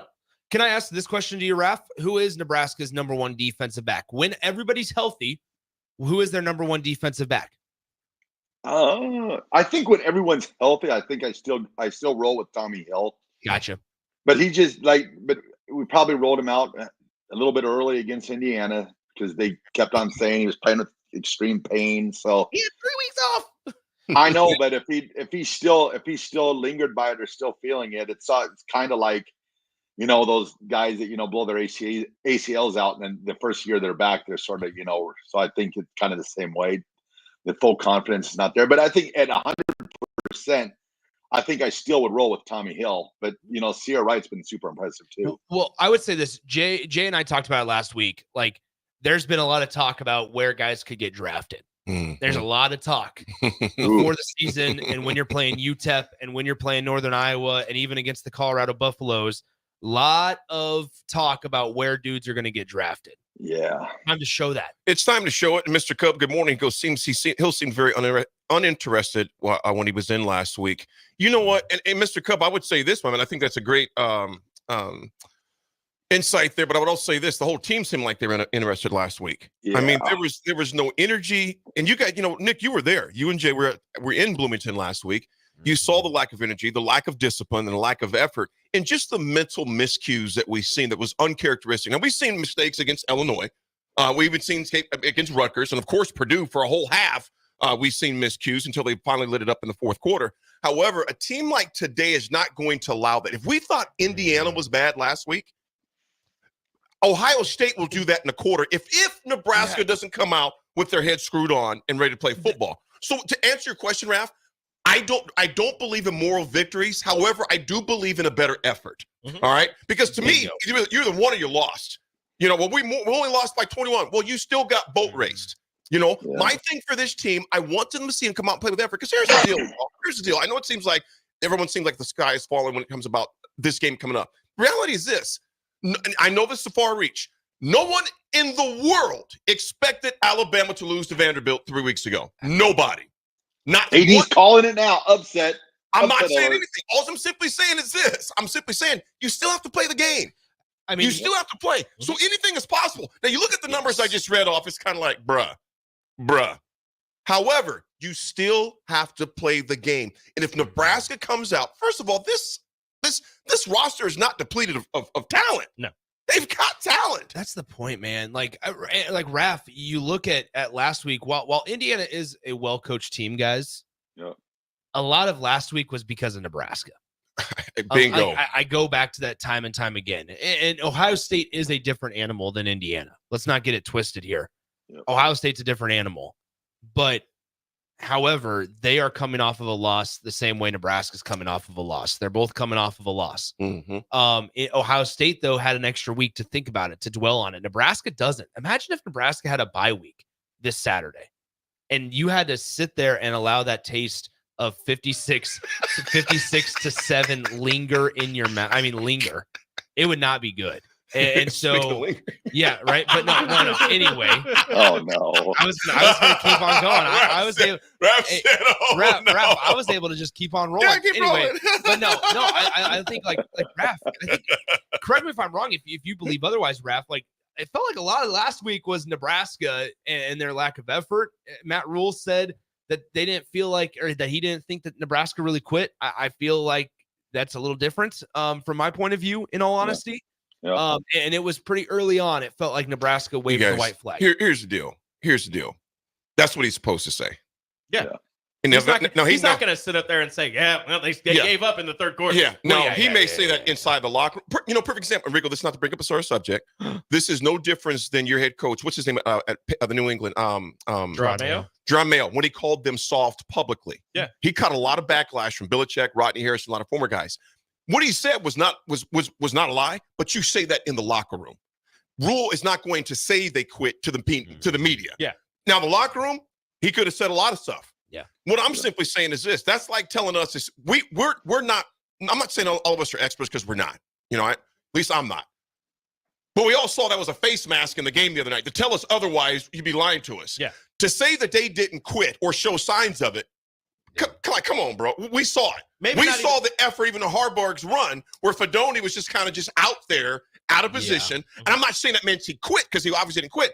But mentally and emotionally, from the energy they brought out, it sure seemed like they weren't going full bore. A lack of focus. Yeah. I don't know about quit, but definitely getting down on themselves and hanging their heads and not giving full effort. Jamari Butler. Jamari Butler said it that every time that Nebraska's defense would allow a first down, it felt like Nebraska's defense lost all confidence. And there were conversations about that on the sidelines. I mean, man, Nebraska could play. Here's the thing. And the brutal reality of it all. Nebraska could play their best game fundamentally sound today and still lose by 3 points. And here's my thing. It's not that that's a moral victory. It's that how does it look? And I know Husker fans are tired of hearing about that. Yep. I'm tired of talking about it. I think we all are. As sports radio people, we're tired of talking about how, you know what, Nebraska, they played a fundamentally sound game, but they lost. Guys, and Kip, there may be some truth to that. That's all I can say, Kip. There's some things that, believe me. So Kip, I appreciate it, man. We appreciate it. You guys, Nebraska, of course, in about an hour and 35 minutes, Nebraska will take on Ohio State. You guys, like I said, Raph, to your point, I think actually it's very poignant that you mentioned that. Is it a more victory? I hope they don't go in thinking that, which I don't think they are. The only thing I want to see from Nebraska today is to come out like you're interested in playing this game, man. Yeah. Come play with full effort, play discipline, and play like you want to be there. We should mention before we get to predictions, this segment sponsored by our friends at the Kindler Hotel. Book your stay today at the Kindler Hotel in one of their 45 well-appointed guest rooms that provides luxury in the heart of downtown Lincoln. Enjoy a drink at Boitano's Lounge. I've done that a few times or two. While you're here, and take in the outdoor patio. We've also enjoyed the outdoor patio. Book your stay today at thekindlerhotel.com. I'm going to say this before we depart, Raph. I want you to have one parting word. It's going to be really quick. Raph, give your one parting word real quick. One party. What do you say? Nebraska 32-31. They went on a 2-point conversion. Okay. Nebraska falls 42-24. You know what? I can't help it, Rico. It's just in my blood. I know logically it's not the right thing if you look at it. I'm just going to say Nebraska 28, Ohio State 24. Honestly, the upset wouldn't be as surprising as Nebraska holding Ohio State to 24 points. I'm just going, maybe I'm crazy. I probably am, but I'm just saying. And here's the thing. You still got to play the game. You're not wrong. You still have to play the game. And until I die, it's Big Red. And, go Big Red. We got to go to break. Oh, go to break. Folks, enjoy the game. Be careful. Raph, love you, big fella. Have a good time there in Huntsville. Rico, thank you much. Go Big Red. Folks, up next, we have Austin Orman and Eric Strickland coming in. Big thanks again to the Kindler Hotel. Rico, thank you much, brother. At Jimmy John's, we don't make sandwiches. We make the sandwich of sandwiches. We use fresh veggies because we don't hate salads. We just feel bad for them. We make our sandwiches exactly how you want because you're the one who's eating it. And we bake bread all day, every day because stale bread isn't bread. It's croutons. Sandwich history is written by the victors. Good thing we have legible handwriting. Jimmy John's, the sandwich of sandwiches. Order pickup or delivery on the app. Ready to hit the road in style? Liberty First Credit Union is revving up your ride with unbeatable auto loan specials. Cruise away with rates as low as 4.79% APR for 48 months on a 2020 or newer vehicle. Need a longer term? No worries. They've got you covered with 4.89 APR for 60 months and 4.99 APR for 72 months. Hurry, these rates are cruising fast, so don't get left in the dust. Visit libertyfirstcu.com. Credit factors apply. Rates, terms, and conditions subject to change. General Fire and Safety has been keeping Lincoln businesses and commercial structures safe for more than 50 years. From a simple fire extinguisher to full fire suppression systems, Lincoln has trusted General Fire and Safety to provide top-of-the-line products, installation, and maintenance. If you're starting a new business in a brand new building, call on General Fire and Safety to help you plan a fire safety system that fits the specific needs of your business, employees, and customers. Call General Fire and Safety today at 402-261-0116. The Kindler Hotel in downtown Lincoln is a boutique hotel experience unlike any other in the area. Their 45 well-appointed rooms take inspiration from the history of Lincoln. Their double queen rooms are great for guests traveling with family, and the suites are great for a business trip or romantic getaway. No trip to the Kindler is complete without a handcrafted cocktail from Boitano's Lounge on the main floor, with comfortable seating options both inside and on the outside patio. Book your room today at thekindlerhotel.com in Lincoln at 11th and P. If you're in Seward or Milford, listen up. Select Plumbing is now servicing your area with no trip charges from Lincoln. Select Plumbing works on a variety of issues for your home and business, including general plumbing, water heaters, faucet and fixture repair, underground sewer and water repairs, backflow testing, and more. Keep your property free from leaks and other issues. Call today for a free estimate, 402-560-6197. It's not just Lincoln, Waverly, and the surrounding area anymore. It's also Seward and Milford with no trip charges. Contact Select Plumbing to inquire at 402-560-6197. Perch Merch is your one-stop shop for all your printing and promotional needs in Lincoln, Nebraska. They specialize in screen printing, embroidery, vehicle wraps, window wraps, print collateral, promotional products, and signage. At Perch Merch, they are committed to delivering high-quality products and exceptional customer service. Their experienced team of designers and printing professionals will work with you every step of the way to ensure that your vision is realized. Call for a quote today at 402-217-5212 or go to perch-merch.com. Lincoln Federal Savings Bank, personal banking like you remember. Home. It's more than a place, it's a feeling. This is Eric Bertrand with Lincoln Federal Savings Bank. If you're looking for a place to call home, call me. Let's review your financing options and get you into the home of your dreams. Proudly serving Husker fans. Personal banking like you remember. Member FDIC, equal housing lender. It's game day at Raising Cane's. If you want to order like a champ, it's action off the field you need to focus on. The only play you're running is chicken. So what combo are you picking? Make it a perfect season. We've got tailgates of hand-battered, cooked-to-order chicken fingers and cane sauce, and jugs of freshly made tea and lemonade. All available to order online or on our app. Touchdown! This season is about to be unbeatable. Raising Cane's Chicken Fingers, one love. It's the fall sports season. And that means that the school year is back in session and you're planning road trips for Nebraska football games and following your kids around to their different events. Stop telling yourself you'll upgrade your car someday and do it now. Mullen Motors lot is full of great vehicles to take home so you don't have to worry about your current car struggling through another season. Come check out their lot just north of 48th and Lake and find your next ride. As your fall schedule gets busy, you'll need a reliable way to get to your destinations. Mullen Motors. No taglines, just quality vehicles. Mullen Motors. If you're a homeowner or a business owner, you have a lot of projects, and no one has an unlimited budget or time. Sunbelt Rentals makes all jobs less stressful with no need to purchase large equipment or hire a crew. You can do it yourself with rentals and everything from aerators and power rakes for spring yard work to stump grinders, concrete mixers, tile saws, and more. Check out their inventory in Lincoln, north of Cornhusker Highway on 56th Street, or online at sunbeltrentals.com. Wall to Wall Wine and Spirits is your place in North Lincoln to go for all your needs in wine, spirits, and beer. They also have a large variety of cigars in their walk-in humidor, and they have a top-notch walk-in, temperature-controlled, high-end wine bar. Plus, you can enjoy free samples from their tasting bar. There's only one place to go for all your needs for wine, beer, spirits, and cigars. Wall to Wall Wine and Spirits on North 27th Street in Lincoln. Hey guys, it's Nick. You know how much I love beer, and this game day, show your Husker pride with dear-owned Nebraska Brew, the official beer of the Nebraska Alumni Association. Brewed by Nebraska fans, for Nebraska fans, dear-owned Nebraska Brew is your go-to for every kickoff, touchdown, and celebration. Whether it's tailgating, watching the game at home, or gathering with friends, this beer is there to bring that perfect game day refreshment. Dear-owned Nebraska Brew embodies the spirit of Nebraska with every sip. So crack one open and let the good times roll. Dear Old Nebraska Brew, the official beer of Nebraska alumni. Please drink responsibly. Back to the A1 Automotive Ticket Tailgate Pregame Show on 93.7 The Ticket and theticketfm.com. Brought to you by Raising Cane's. That's right. We are back here on the A1 Automotive Ticket Tailgate Pregame Show. It's the On the Block crew, Austin Norman and Eric Strickland with you, brought to you by Raising Cane's. Order like a champ with the Cane's mobile app or online at raisingcanes.com.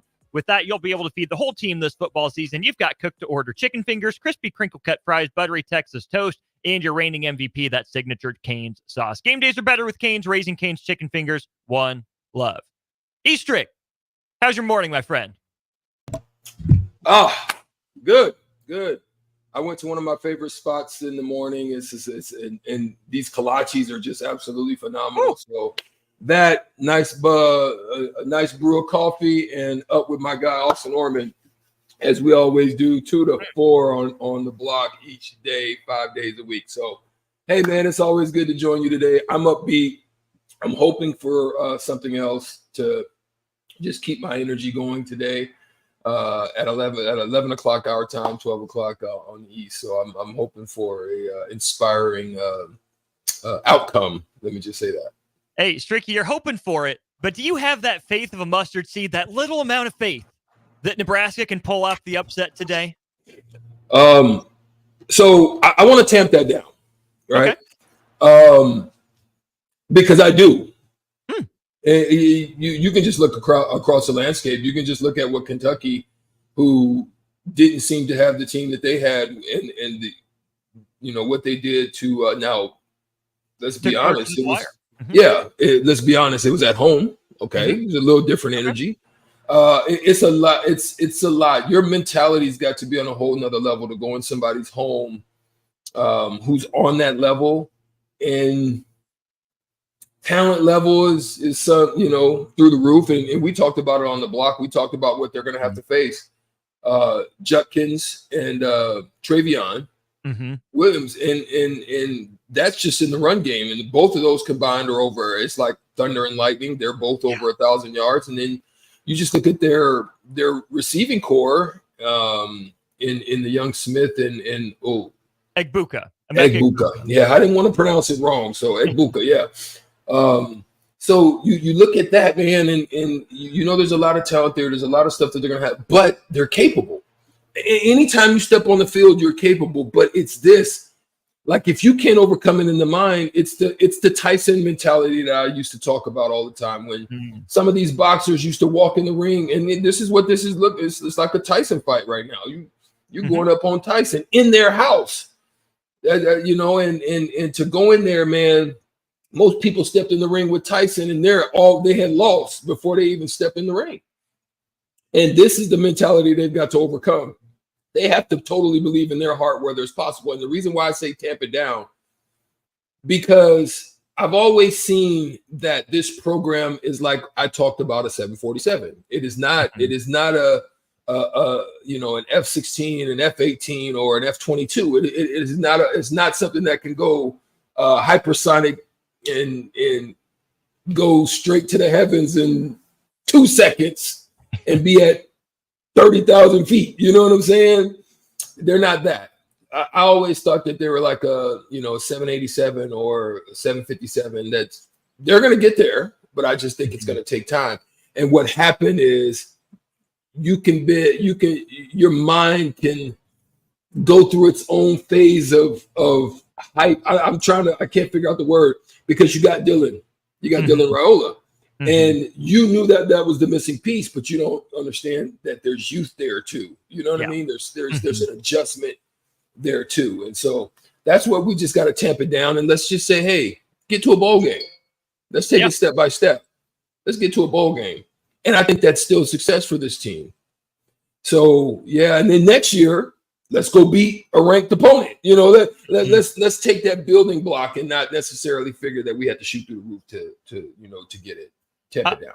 I'm with you. I'm more doubting Thomas right now. I got to see it to believe it from Nebraska. They're on the cusp of bowl eligibility, but they just need that win to get them over the hump. On YouTube, Dion says there's a difference between Kentucky and Nebraska, one being Stoops has been there for a while building culture, which is fair. It's true. But Strick, I think that Nebraska, just as a program, needs that validating win under Matt Rule, right? To prove that what they're doing is heading in the right direction, that it's pointed the right way, that it is making the climb. Maybe you don't notice when that airplane's stair-stepping its way up into the sky, but you get up there like, oh, wait, the climb was worth it. The view was worth it, even if it took some time. On the text line, OG Les Lancaster says, Ohio State having their last loss be so big on the national stage, coming off a bye week and an 11 a.m. kickoff, give me, OG Les Lancaster, a sliver of hope that Ohio State might be asleep at the wheel. Who do you think that has the advantage coming into this game mentally? Is it Nebraska coming off a poor performance with everything to prove but nothing to lose, or Ohio State resting up after the loss to Oregon, having a bye week at home? There's nothing like having an itchy trigger finger, and no pun intended, when there's like a stewing, right? There's nothing like a hot stew, and if you eat on a hot stewed brew, just that thing just soaking up all that heat, and you bite, it'll burn your tongue. That's either one thing you're going to get from Ohio State, because it's been stewing. Like there's when you have a loss like that, normally you want to get right back into it, but when you don't and you have to go through an extra week, sometimes it's like, I can't wait to, you know what I'm saying? Sometimes that comes out. Now, Nebraska, on the other hand, I think what you want to see from them is fight. Yeah. Like, you don't necessarily need to see a win. You just want to see fight. Like, if you can see fight and they're holding on and they're holding their own and then they end up losing, okay, that's a great team. You're not there yet, maybe. But if you see fight, you can see the end of the road. What? To go 9-3 is not bad. If you see fight, you might have hope to still win the rest of these games, because all of the rest of the games I think are winnable, to include USC. I think I mean, yes, they're playing well, and UCLA can get you too. They're playing well at 2-5, but the others I think you can get. So if you see fight, you might have that down the road. But if you see a flight in this game, then you got to wonder about the rest of the season and if they even can get to a bowl game. That's the difference for me. I'm with you. Strick, did Nebraska fans, did you and I set our expectations too high for this team? I think so.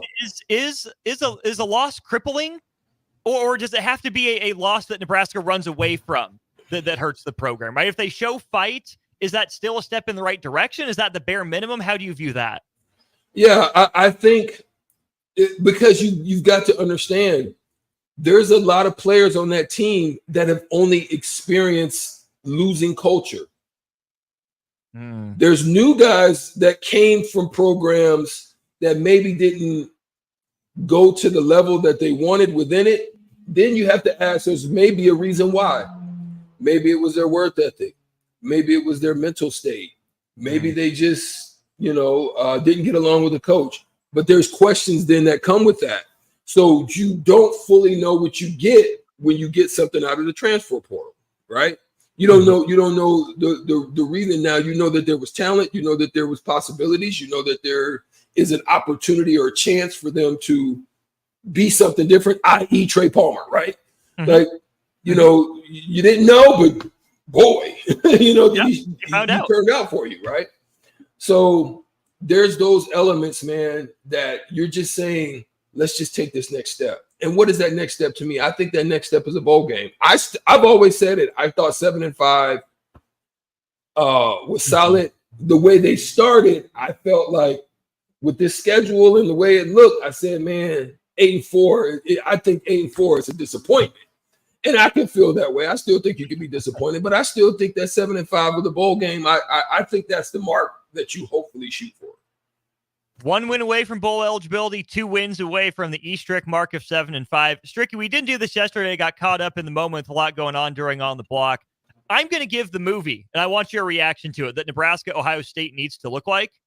To me, it's Hoosiers, right? I mean, I know last week they played Indiana, but this is the perfect game for Matt Rule to take his tape measure and show the guys that, hey, look, the upright, the crossbar is the same height off the ground. It's still 53 1/3 across, 100 from end zone to end zone.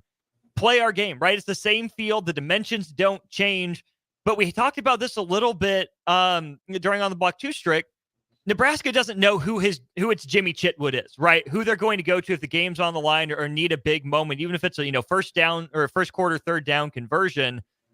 Someone needs to step up and have the game of their life against Ohio State and say, hey, I'm Jimmy Chitwood. The ball's going to me. It's in my hands when you need to play, whether that's on offense or defense.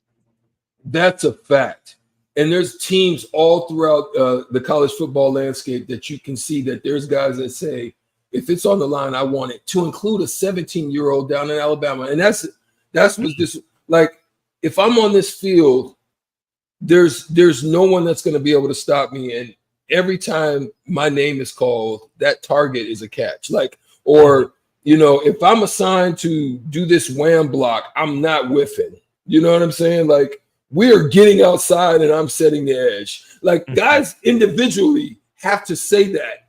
I'm winning this. He's going to try to hit this gap if I'm one of the tackles, Mazuka or whoever in there, now or guards. And I know he's trying to hit this gap because I can see him in him and he's edgy. But I'm getting ahead of him. My head is going to be in front of him.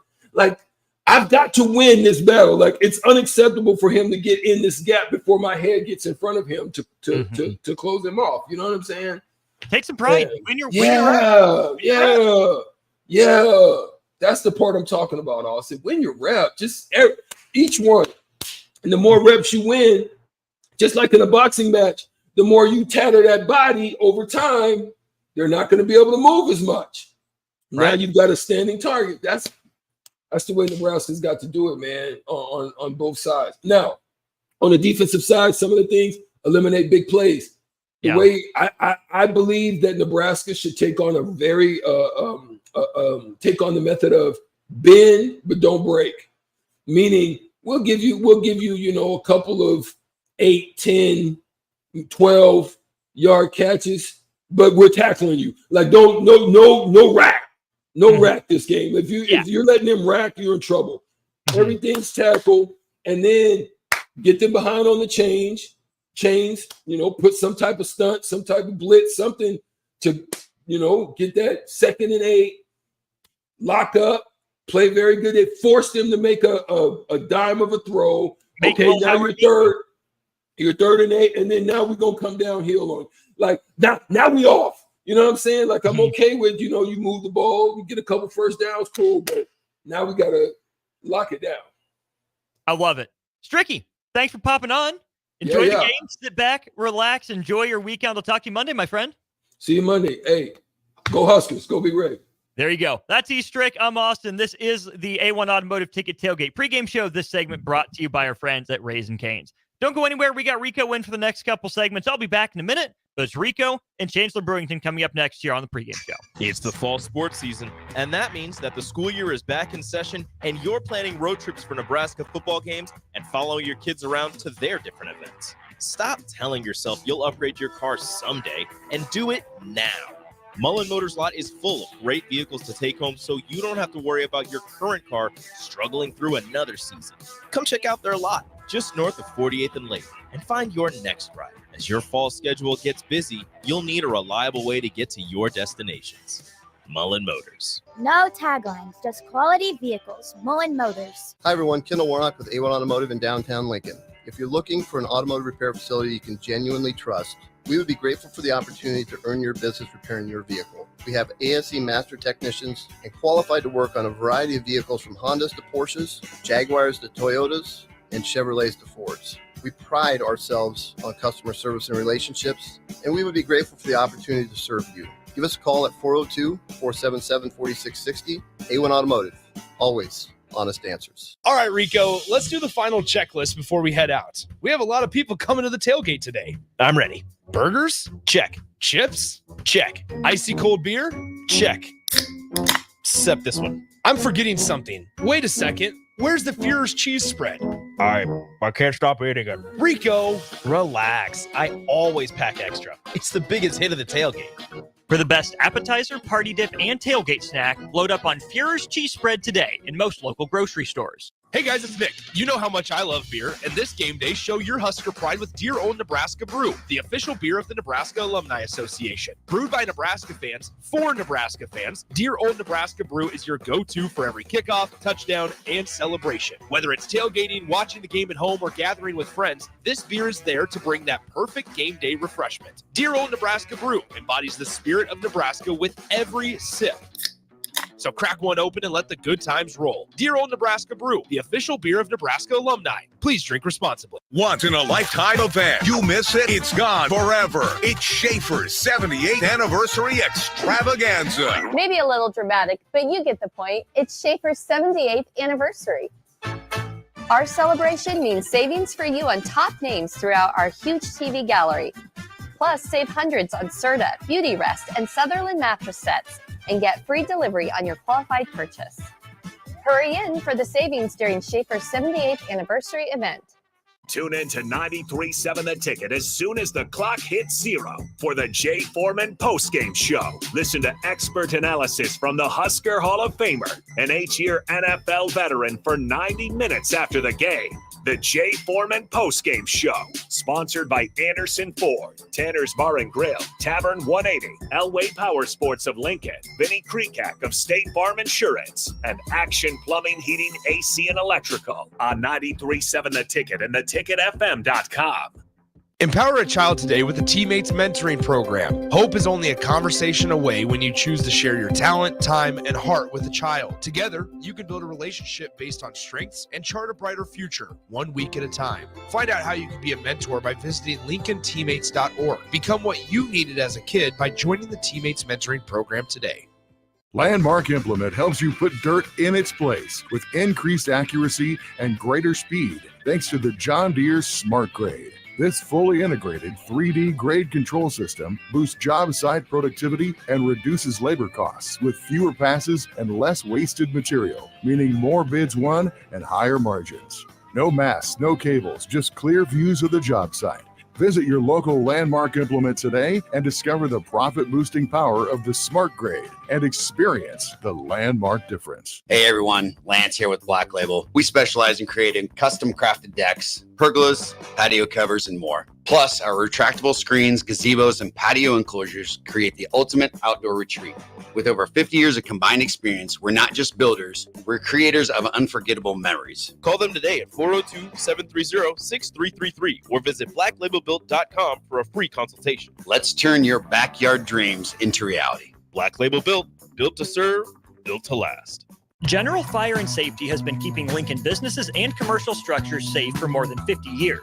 From a simple fire extinguisher to full fire suppression systems, Lincoln has trusted General Fire and Safety to provide top-of-the-line products, installation, and maintenance. If you're starting a new business in a brand new building, call on General Fire and Safety to help you plan a fire safety system that fits the specific needs of your business, employees, and customers. Call General Fire and Safety today at 402-261-0116. If you're in Seward or Milford, listen up. Select Plumbing is now servicing your area with no trip charges from Lincoln. Select Plumbing works on a variety of issues for your home and business, including general plumbing, water heaters, faucet and fixture repair, underground sewer and water repairs, backflow testing, and more. Keep your property free from leaks and other issues. Call today for a free estimate, 402-560-6197. It's not just Lincoln, Waverly, and the surrounding area anymore. It's also Seward and Milford with no trip charges. Contact Select Plumbing to inquire at 402-560-6197. Hey, bestie. Whoa, how'd you snag that awesome set of wheels? I'm in the market for a new car, too. My friends at Members Own Credit Union. You're always in the driver's seat when it comes to your finances at Members Own. Always in the driver's seat, huh? Yep. They set you up with the loan that makes sense for your budget with great rates and top-notch customer service to boot. Looks like we're going to need to make a pit stop. Let's go. I'll drive. Hit the road to financial success and explore auto loan options with your best financial friend, Members Own Credit Union. For details, go to membersowncu.org/drive. Federally insured by the NCUA. Perch Merch is your one-stop shop for all your printing and promotional needs in Lincoln, Nebraska. They specialize in screen printing, embroidery, vehicle wraps, window wraps, print collateral, promotional products, and signage. At Perch Merch, they are committed to delivering high-quality products and exceptional customer service. Their experienced team of designers and printing professionals will work with you every step of the way to ensure that your vision is realized. Call for a quote today at 402-217-5212 or go to perch-merch.com. The Kindler Hotel in downtown Lincoln is a boutique hotel experience unlike any other in the area. Their 45 well-appointed rooms take inspiration from the history of Lincoln. Their double queen rooms are great for guests traveling with family, and the suites are great for a business trip or romantic getaway. No trip to the Kindler is complete without a handcrafted cocktail from Boitano's Lounge on the main floor, with comfortable seating options both inside and on the outside patio. Book your room today at thekindlerhotel.com in Lincoln at 11th and P. Back to the A1 Automotive Ticket Tailgate Pregame Show on 93.7 The Ticket and theticketfm.com. Brought to you by Perch Merch.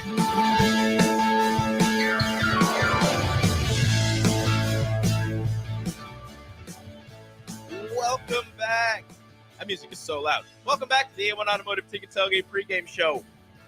I'm back, Rico, joined by the one, the only Chancellor Brewington. Chancellor, how are you? I'm fantastic. How are you doing? I am great. I am a little chilly. It's a little cold outside, but it's a little bit warmer out in Columbus, Ohio, where the Nebraska Cornhuskers look to take on the number 4 Ohio State Buckeyes. This is the A1 Automotive Ticket Tailgate Pregame Show, and this segment is brought to you by Perch Merch. Perch Merch is your one-stop shop for all your printing and promotional needs in and around Lincoln. Screen printing, embroidery, vehicle wraps, and more. Go to perchmerch.com. Now, Chancellor, last week was bad.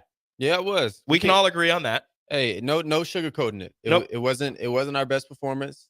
I think a lot of things, it's tough because I want to say a lot of things got exposed, but I really just think we just didn't play up to the standard and on all areas, especially defensively. Especially defense. Offense, I don't really know if we have a standard, Rico, yet. No. The offense is still in flux. They had decent show. They had good, not even decent. I'm not gonna try and revisionist history. Right. They had good showings to start the season. Illinois was a really good one. They looked good to start the season, right? And then things have just kind of gone downhill. The defense had downhill as well, not as bad as the offense, but still downhill, especially after that showing last week against Indiana. But this is a different beast that they're going to face. Not to take anything away from Indiana, they are an extremely well-coached team. They are a talented team, but this Ohio State team is just on another level talent-wise than anybody else that Nebraska has faced this season. Yeah, I've said this all week, and I'll keep saying that. I think Ohio State is a better team than Oregon. I think if Ohio State and Oregon play 10 times, I think Ohio State gets it done. And the point I'm trying to make is that this is a really good football team. Coach Rule said on Thursday, I believe in the presser, he said they don't have weaknesses. There's not an area where like, oh, we can attack the D-line. No, they got a good D-line. I think the only place Oregon was successful attacking was Denzel Burke, one person, a corner, I think he's number 10 or something like that, from Arizona.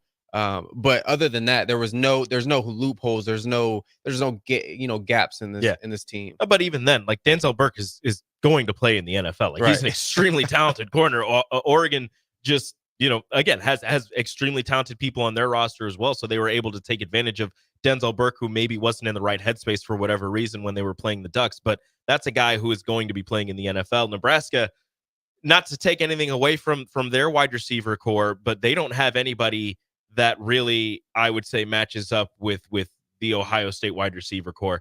And if we're just going to let's just stick on the defensive side for Nebraska right now. The way that you were exposed against Indiana in the running game, in the passing game, if you thought it was bad last week, it's going to get 10 times worse against the two talented running backs that Ohio State has and the plethora of receivers that they have.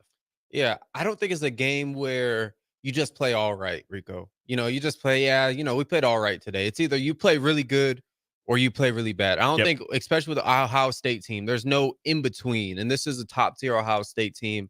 They got like you talked about, Jeremiah Smith, a good running back. Will Howard's playing good. Great O-line. This defense has a lot to take account for. It's a tough judgment game to see, how far they bounce back, but you definitely want to come out on fire with your hair on fire and throw punches. When you're looking at this Ohio State team, I remember when Will Howard first transferred to Ohio State, there were a lot of Kansas State fans who were saying, oh, it doesn't matter. There were a couple of people on the text line here as well, because I remember talking about how I really thought that Will Howard was going to be a good fit at Ohio State. And there were people saying, you know what, he won't be starting by the Nebraska game. He'll be benched and they'll have somebody else starting because people did not believe that he was an Ohio State level quarterback. It was kind of weird, his way of entering the transfer portal. He's one of the first guys into the portal, one of the last guys to leave the portal, but he ends up going to Ohio State and is playing extremely well. He's got 1,574 passing yards on the season, 14 touchdowns, only 3 interceptions. He's only been sacked, shout out to that offensive line, 3 times this season, despite all of the talented teams that they've gone against, only sacked 3 times this season. And Nebraska, the strength of their defense coming into the season was the defensive line.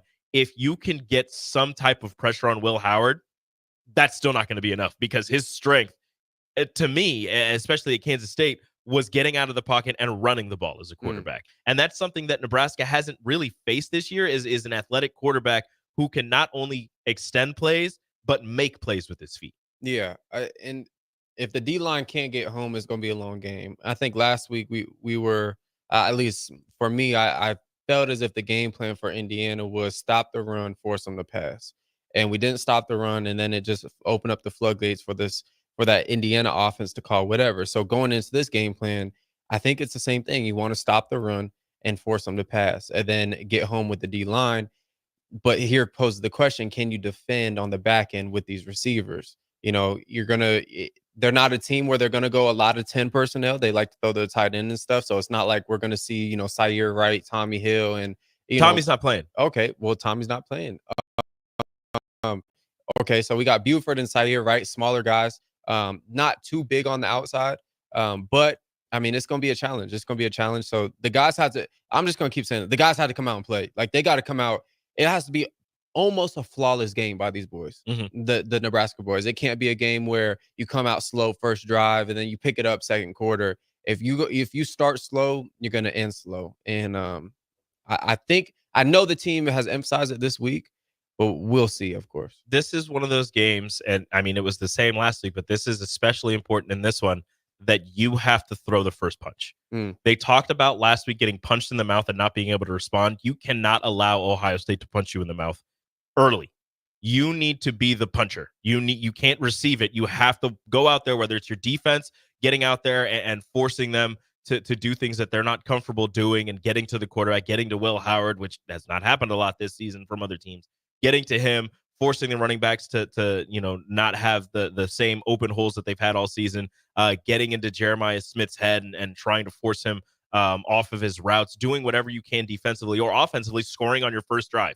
Whether it's a field goal or a touchdown, scoring on your first drive and showing that you are not afraid of this defense, this Ohio State defense, and driving down the field, it's going to be extremely important for Nebraska to throw the first punch. Everybody wants to say, start fast and do all that. Everybody wants to start fast, but really you have to have some sort of big play. I'm not saying like a 30-yard bomb or anything, but just something big to get this game started. You're not going to draw the crowd out of it. It's 100,000 plus people who are going to pack into the horseshoe, but you're going to have to give them something to think about early. Yeah, and that poses the question or the logic that you got to score more points than the other team. Simple. It's simple. Yeah, that's the way you win football games, and that has been the problem for us. We've been struggling to score more points than the other team, literally on offense, and transition to Satterfield and all the things that has happened this week and all the attention he's gotten. I think this will be a hard game to judge the improvement. This is a really, really, really good defense. This is a top 3 defense in the nation, maybe a top 2. They don't have a weakness. They can do whatever they want to do. If they want to come out and pressure you and play man, they can do it. If they want to drop back in zone and just let the guys hunt, they can do that. So for a young guy, for Dylan Raiola, it would be awesome to run the football. It would be awesome to, take advantage of those things. But I think this is a game where you have to get creative. I would expect to see a lot of Heinrich in the game for the run game. Make the good decisions there. I would expect some trickery. I would expect, maybe a double pass here, maybe a, reverse double pass. Some flea flickers.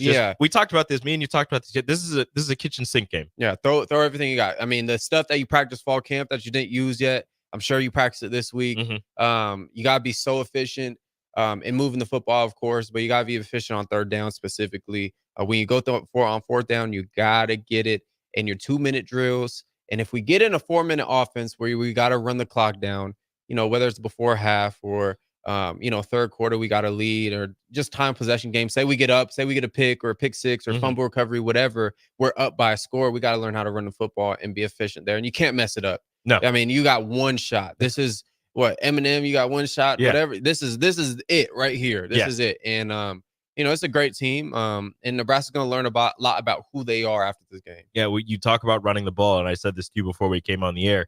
Quinshon Judkins is Ohio State's leading rusher, the transfer from Ole Miss. He's got 71 carries for 491 yards. He's averaging 6.9 yards a carry. Woo. Nebraska's leading rusher is Dante Dowdell. 81 carries, 10 more carries than Quinshon, 350 yards, 141 yards less, and averaging 4.3 yards a carry. If you have to run the ball, which Sat says that he has to get in the right mindset or whatever it is to run the ball and set himself up to run the ball, it doesn't look great statistically for Nebraska, but it is something that you can improve on and you can get better potentially in this game. But we're gonna go to our next break. But before we do that, final words, score prediction. What does Nebraska have to do? What is number 1A on Nebraska's list to do well to win this game? Oh my goodness. Play fast, don't turn the ball over, and play faster than them. Play fast, don't turn it over, and play faster. And play fast. Like just don't think. Don't think too much. Just go out and play with your hair on fire. And just let the chips fall where they may at the end of the day. They put their pants on the same way as you do. They bleed just like you. We all bleed red. It's just the game of football. It's just they're on paper, they're a lot better than you. So you got to make up for it some other way by executing your assignments, being in the right spot, and trusting your brother to make the play as well. Exactly. Hey, Alabama was much better than Vanderbilt on paper, too. We saw how that ended up. This segment brought to you by Perch Merch, your one-stop shop for all your printing and promotional needs in and around Lincoln. Screen printing, embroidery, vehicle wraps, and more. Go to perchmerch.com. Coming up next, Austin joins me in the studio. Maybe we can convince Chancellor to stick around. I guess we'll see. Coming up next, A1 Automotive Ticket Tailgate pregame show. If you're a homeowner or a business owner, you have a lot of projects, and no one has an unlimited budget or time. Sunbelt Rentals makes all jobs less stressful with no need to purchase large equipment or hire a crew. You can do it yourself with rentals in everything from aerators and power rakes for spring yard work to stump grinders, concrete mixers, tile saws, and more. Check out their inventory in Lincoln, north of Cornhusker Highway on 56th Street, or online at sunbeltrentals.com.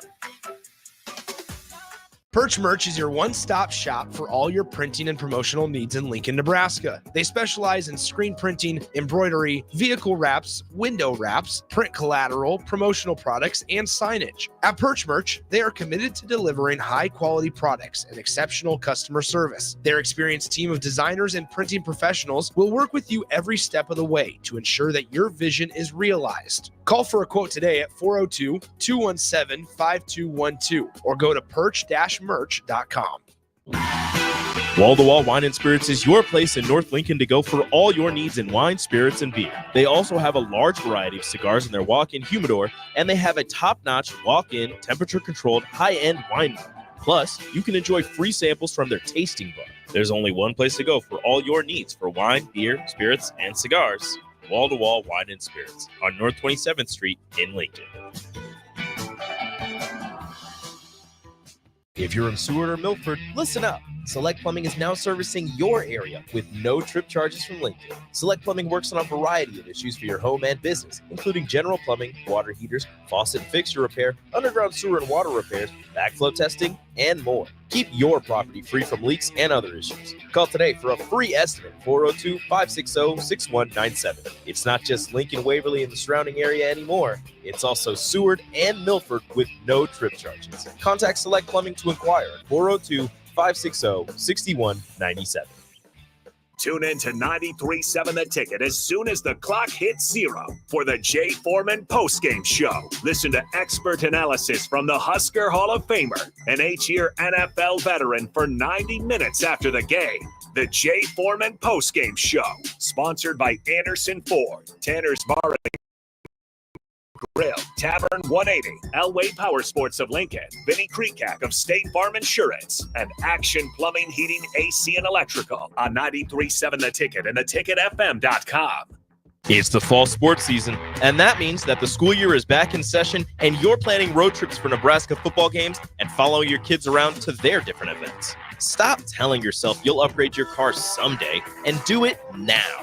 Mullen Motors Lot is full of great vehicles to take home so you don't have to worry about your current car struggling through another season.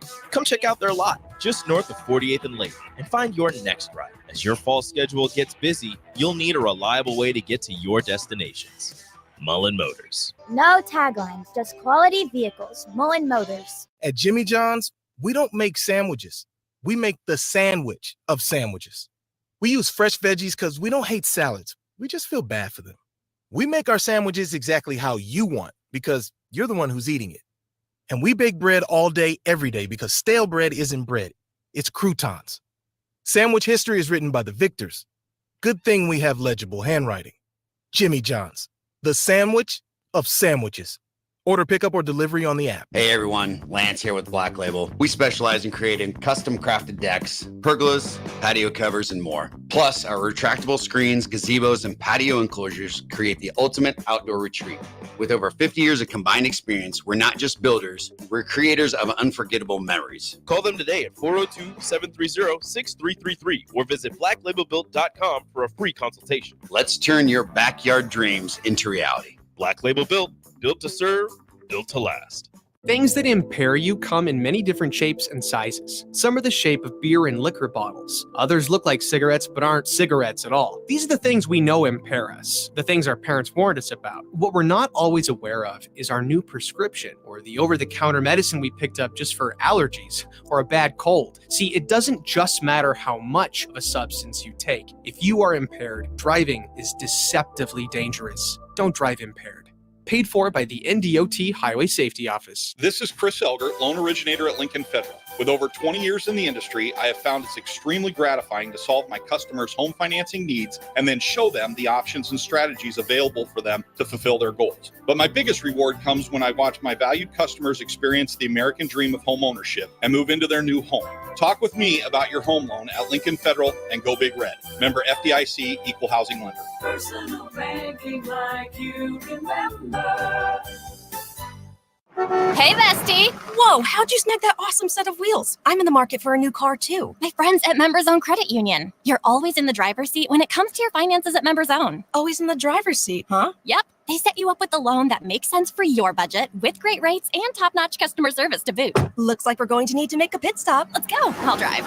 Hit the road to financial success and explore auto loan options with your best financial friend, Members Own Credit Union. For details, go to membersowncu.org/drive. Federally insured by the NCUA. General Fire and Safety has been keeping Lincoln businesses and commercial structures safe for more than 50 years. From a simple fire extinguisher to full fire suppression systems, Lincoln has trusted General Fire and Safety to provide top-of-the-line products, installation, and maintenance. If you're starting a new business in a brand new building, call on General Fire and Safety to help you plan a fire safety system that fits the specific needs of your business, employees, and customers. Call General Fire and Safety today at 402-261-0116. Ready to hit the road in style? Liberty First Credit Union is revving up your ride with unbeatable auto loan specials. Cruise away with rates as low as 4.79% APR for 48 months on a 2020 or newer vehicle. Need a longer term? No worries. They've got you covered with 4.89 APR for 60 months and 4.99 APR for 72 months. Hurry, these rates are cruising fast, so don't get left in the dust. Visit libertyfirstcu.com. Credit factors apply. Rates, terms, and conditions subject to change. Hey guys, it's Nick. You know how much I love beer, and this game day, show your Husker pride with Deer-owned Nebraska Brew, the official beer of the Nebraska Alumni Association. Brewed by Nebraska fans, for Nebraska fans, Deer-owned Nebraska Brew is your go-to for every kickoff, touchdown, and celebration. Whether it's tailgating, watching the game at home, or gathering with friends, this beer is there to bring that perfect game day refreshment. Deer-owned Nebraska Brew embodies the spirit of Nebraska with every sip. So crack one open and let the good times roll. Deer-owned Nebraska Brew, the official beer of Nebraska alumni. Please drink responsibly. This is Lincoln's home for sports talk on the FM dial. Also online at theticketfm.com. On the internet. KNTK FM Firth, 93.7 The Ticket. Back to the A1 Automotive Ticket Tailgate Pregame Show on 93.7 The Ticket and theticketfm.com. Brought to you by Select Plumbing. Welcome back in A1 Automotive Ticket Tailgate Pregame Show. Austin and Rico with you. Brought to you, as you just heard, from Bob by Select Plumbing. Now servicing Seward and Milford, in addition to Lincoln, Waverly, and the surrounding area. For any plumbing issues, you can call Select Plumbing at 402-542-5319.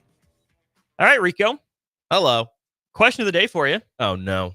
Question of the day. Hit me. Who is Ohio State's Nestor Cortez today? Who do they bring in a clutch situation and completely lets them down? Yes. Who's Ohio State's Nestor Cortez? Who's their kicker? They're just playing the matchup. Just playing the matchup? Jeremiah Smith. Except he'll actually deliver. Because you're going to have Jeremiah Smith. But what Smith. if he doesn't deliver? He's gonna deliver. He's delivered in every game so far this season. Also, I love how you went right to the kicker because we love to blame them. Yeah, 100%. It's the kickers. Yeah. We don't even have to get into that. Jaden Everybody Fielding knows. has played in 6 games. Perfect 33-33 on extra points. And 3 of 3 on field goals. And then Austin Snyder has played in 2 games, also a perfect 3 of 3 on extra points. He's only taken 3 field goals. They've only kicked 3 field goals. When Ohio State gets into scoring position, they finish the drive. That's what that is telling me. They do. Only 3 field goals this season from your kickers. Ridiculous. No, it's Jeremiah Smith, because the matchup for him is there's no Tommy Hill, so he's going to get. I don't know if Nebraska is going to match somebody up with him, or if they're just going to, play sides of the field. But if they match somebody up, I'm guessing it'd probably be Sierra Wright, who was, tough as nails in the 2 games that he started for Tommy Hill. So if Sierra Wright's matched up with Jeremiah Smith, that's going to be the matchup that I would look at. But again, I do believe that he ends up delivering, because he's been delivering in every game so far this season. He's the best freshman wide receiver, the second best freshman wide receiver this year. So It's going to be really interesting to see what Nebraska's defensive backfield, if they look like the 2 games that Tommy Hill was out, or if they look similar to how they looked last week, despite Tommy Hill being in, but obviously not being 100%. Who is Nebraska's Freddie Freeman? Dylan. He's got to deliver. That's no. That's a lie. Nebraska was focused so much this last week on we need to run the ball. We have to run the ball. I have to get in the mindset to run the ball. We want to be a running team. It's Dante.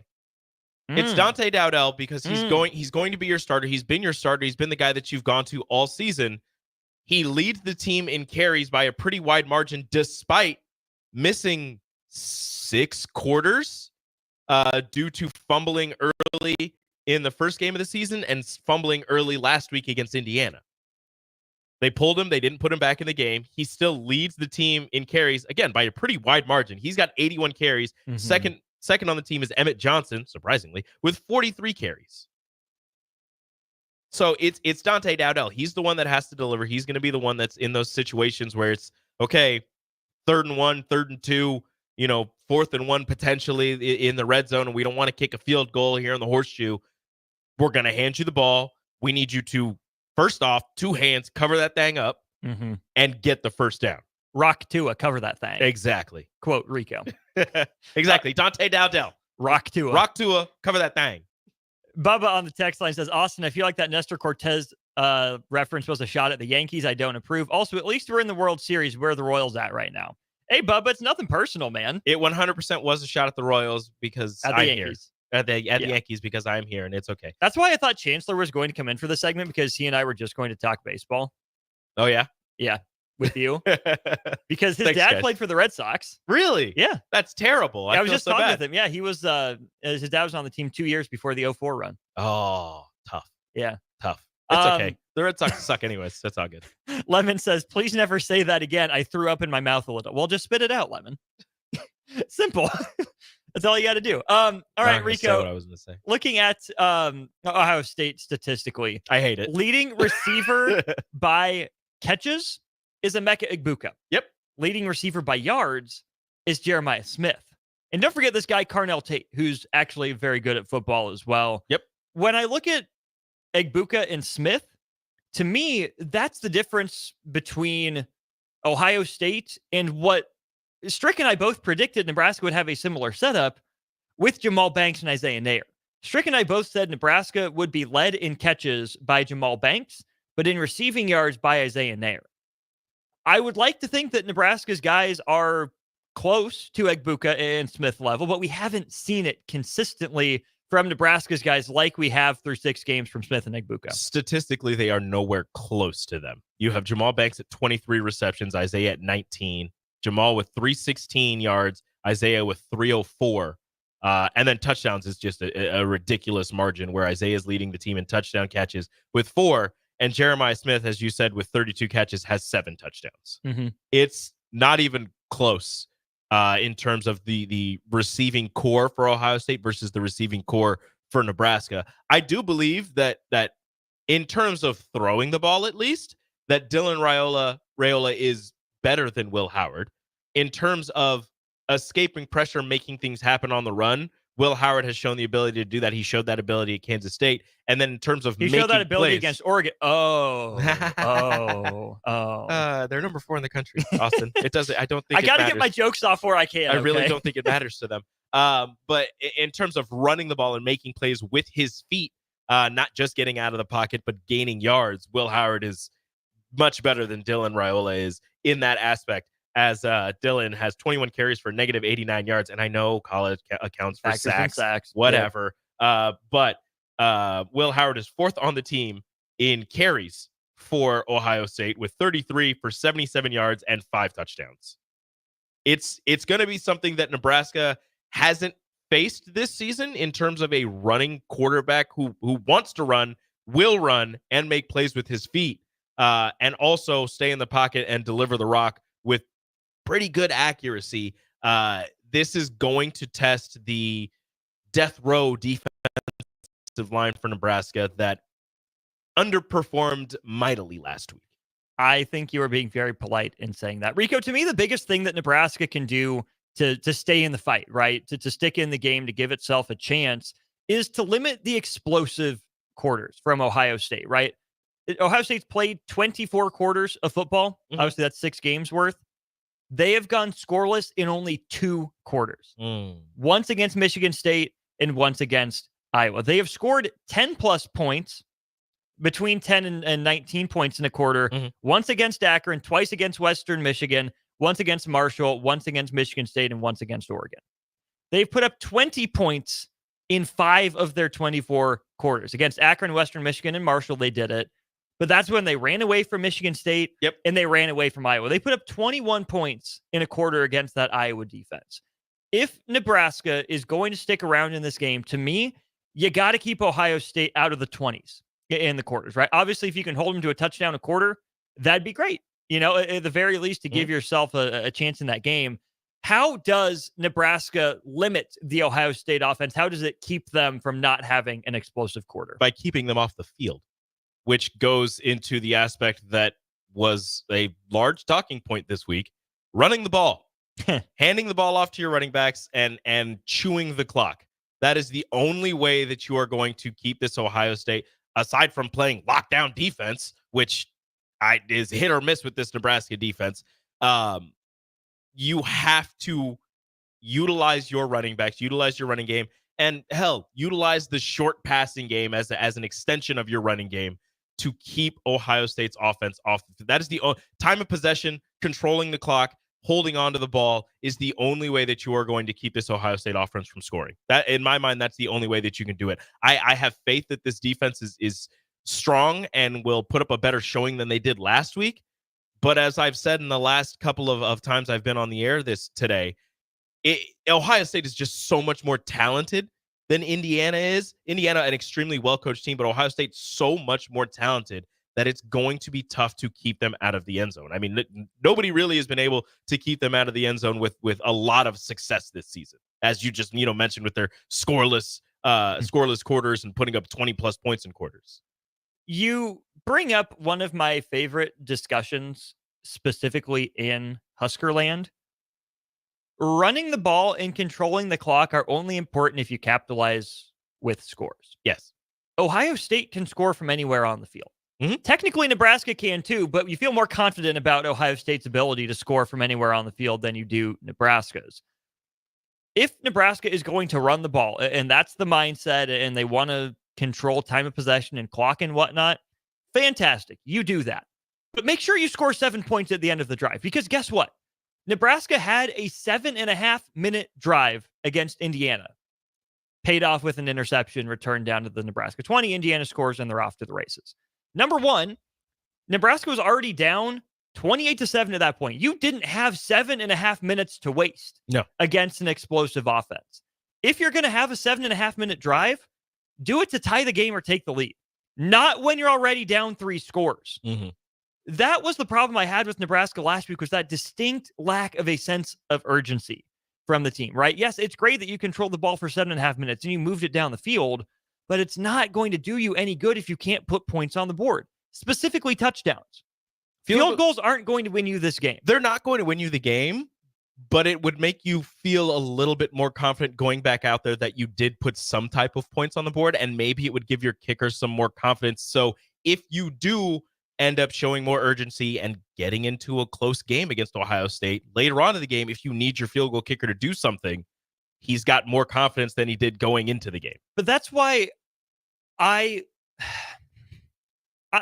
see what you're saying. What you're saying is valid and correct. I don't fully agree with what I'm saying. But what helps you win the game? Touchdowns. That's why I appreciated Matt Rule going for it on 4th down instead of kicking the field goal at Indiana. Yes. If the goal is to win the game, if you're going to hold on to whatever faint sliver of hope that you have, you do the Herm Edwards you play to win the game. That's what Nebraska did. That's what Matt Rule did in going for it on that 4th down. Now, clearly it didn't work, and it probably helped push the snowball back down the hill instead of trying to undo the snowball by rolling it back up the hill.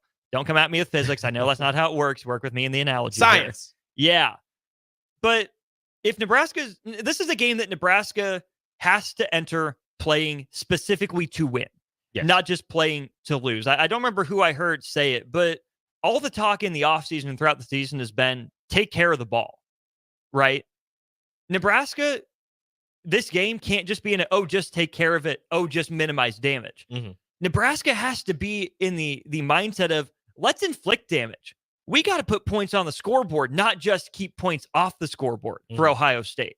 It's a tricky line to walk because you have to manage the game appropriately, right? You have to understand where Nebraska will have advantages in this game. It'll find one that it can go to, maximize that advantage, and find ways to minimize Ohio State's advantage. Don't try to outthink yourself. Don't try to get too smart.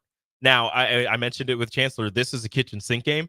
This is a game where they're probably going to get pretty cutesy with some offensive calls. They're probably going to throw some trick plays in there. And I don't want the fan base to get upset and say, well, why are we getting too cute? Just line up and run. You're not just going to line up and run the ball against this Ohio State team. It's just not going to happen. And if it does, then yeah, don't get cutesy. If you're averaging 5-6 yards a run, keep doing that. Don't go away from it. Don't say, okay, well, now they're expecting us to run the ball. Let's pass it now. Don't overthink it. Don't try to get too smart.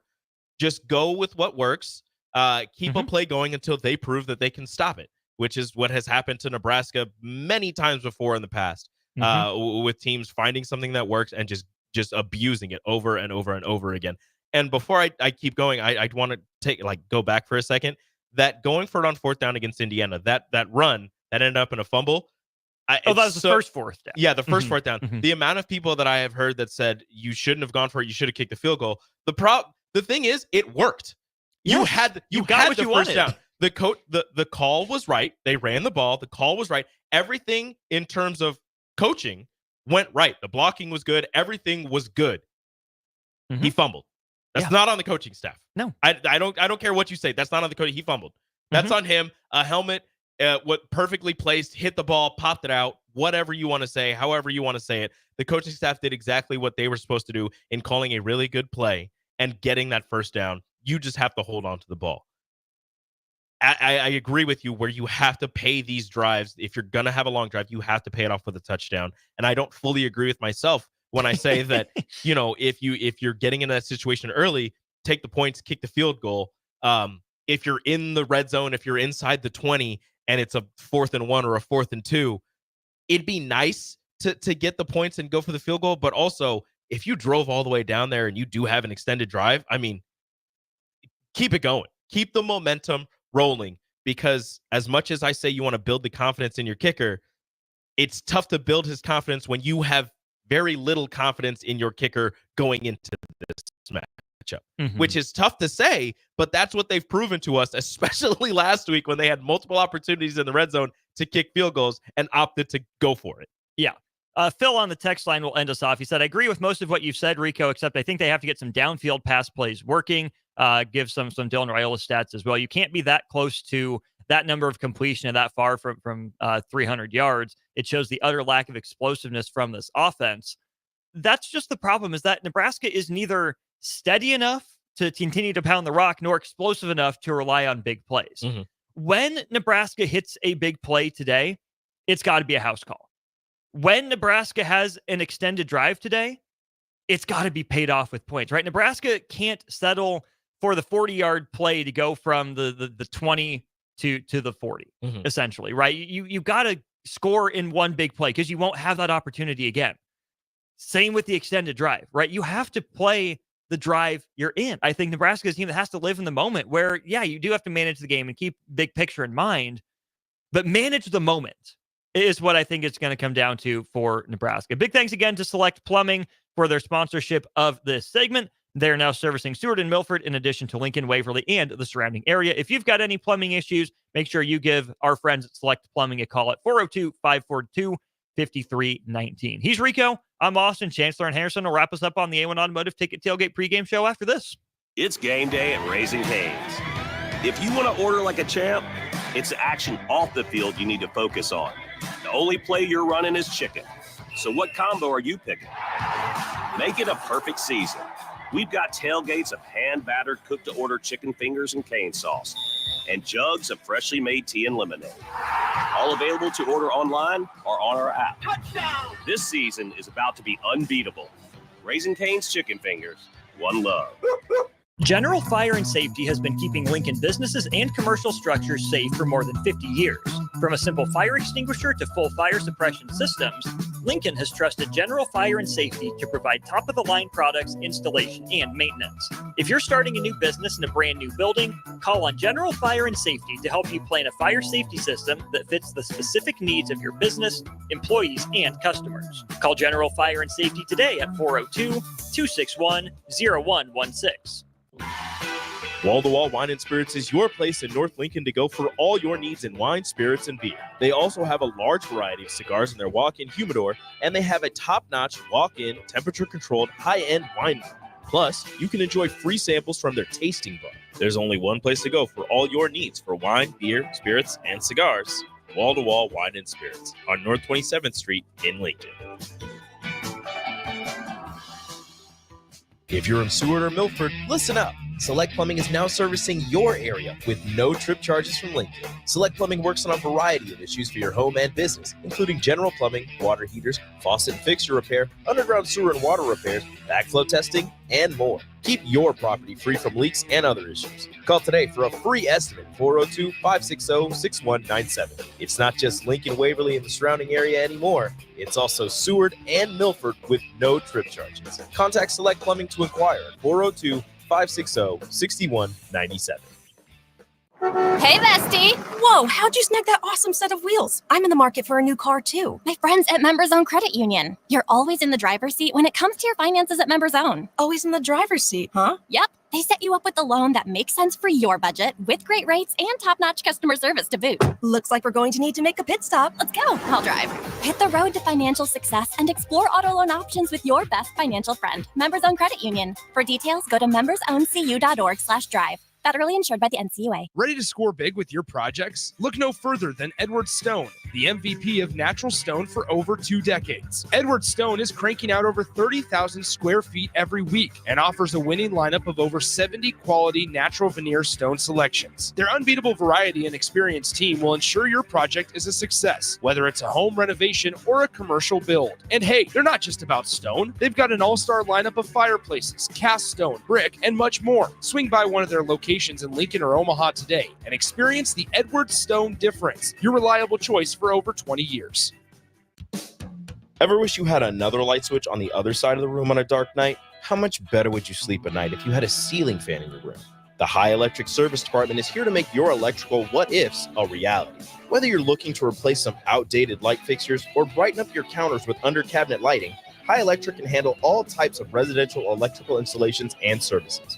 Give Erica a call at 402-466-6606 or visit high-electric.com to get started. It's the fall sports season, and that means that the school year is back in session and you're planning road trips for Nebraska football games and following your kids around to their different events. Stop telling yourself you'll upgrade your car someday and do it now. Mullen Motors lot is full of great vehicles to take home so you don't have to worry about your current car struggling through another season. Come check out their lot just north of 48th and Lake and find your next ride. As your fall schedule gets busy, you'll need a reliable way to get to your destinations. Mullen Motors. No taglines, just quality vehicles. Mullen Motors. Mindel Footwear is your solution against sore feet, blisters, and poor footing. Don't just take our word for it. Take it from Sip, who said he's never had a pair of boots more comfortable. You won't find Mindel Footwear in any store sold exclusively at MindelUSA.com right out of Sidney, Nebraska. They're so confident you will enjoy the comfort their boots offer. If they don't work out for you, they'll cover the shipping to return them. Use code THETICKET for free shipping because your feet deserve a treat too. Mindel Boots, just try them on. When you need a new water heater, nothing beats the ProLine family of water heaters from A.O. Smith. ProLine models are built using commercial-grade components, meaning they're built to help you tackle your toughest days. No matter if you need a gas or electric model, A.O. Smith has a ProLine unit for you. A.O. Smith, innovation has a name. Call Greens at 402-467-4444 for a great deal on a water heater today. Again, that's 402-467-4444. Empower a child today with the Teammates Mentoring Program. Hope is only a conversation away when you choose to share your talent, time, and heart with a child. Together, you can build a relationship based on strengths and chart a brighter future, 1 week at a time. Find out how you can be a mentor by visiting LincolnTeammates.org. Become what you needed as a kid by joining the Teammates Mentoring Program today. Rico here with HIS Auto Care at 70th and Van Dorn, letting you know HIS is a great place to bring your vehicle for service. With superior service, bumper to bumper, we'll treat your vehicle like it's your mother's. Doesn't get any better than that. So call 402-488-8934 and HIS Auto will make you glad you did. 5% off, mention this ad, and for sure your mother will be proud you called.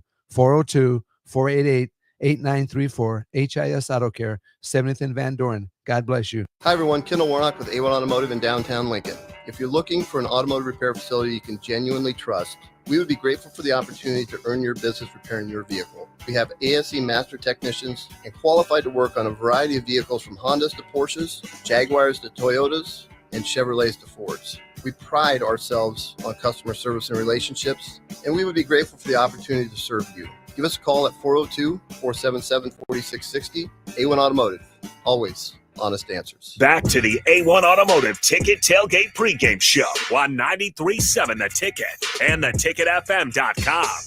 Brought to you by Mullen Motors.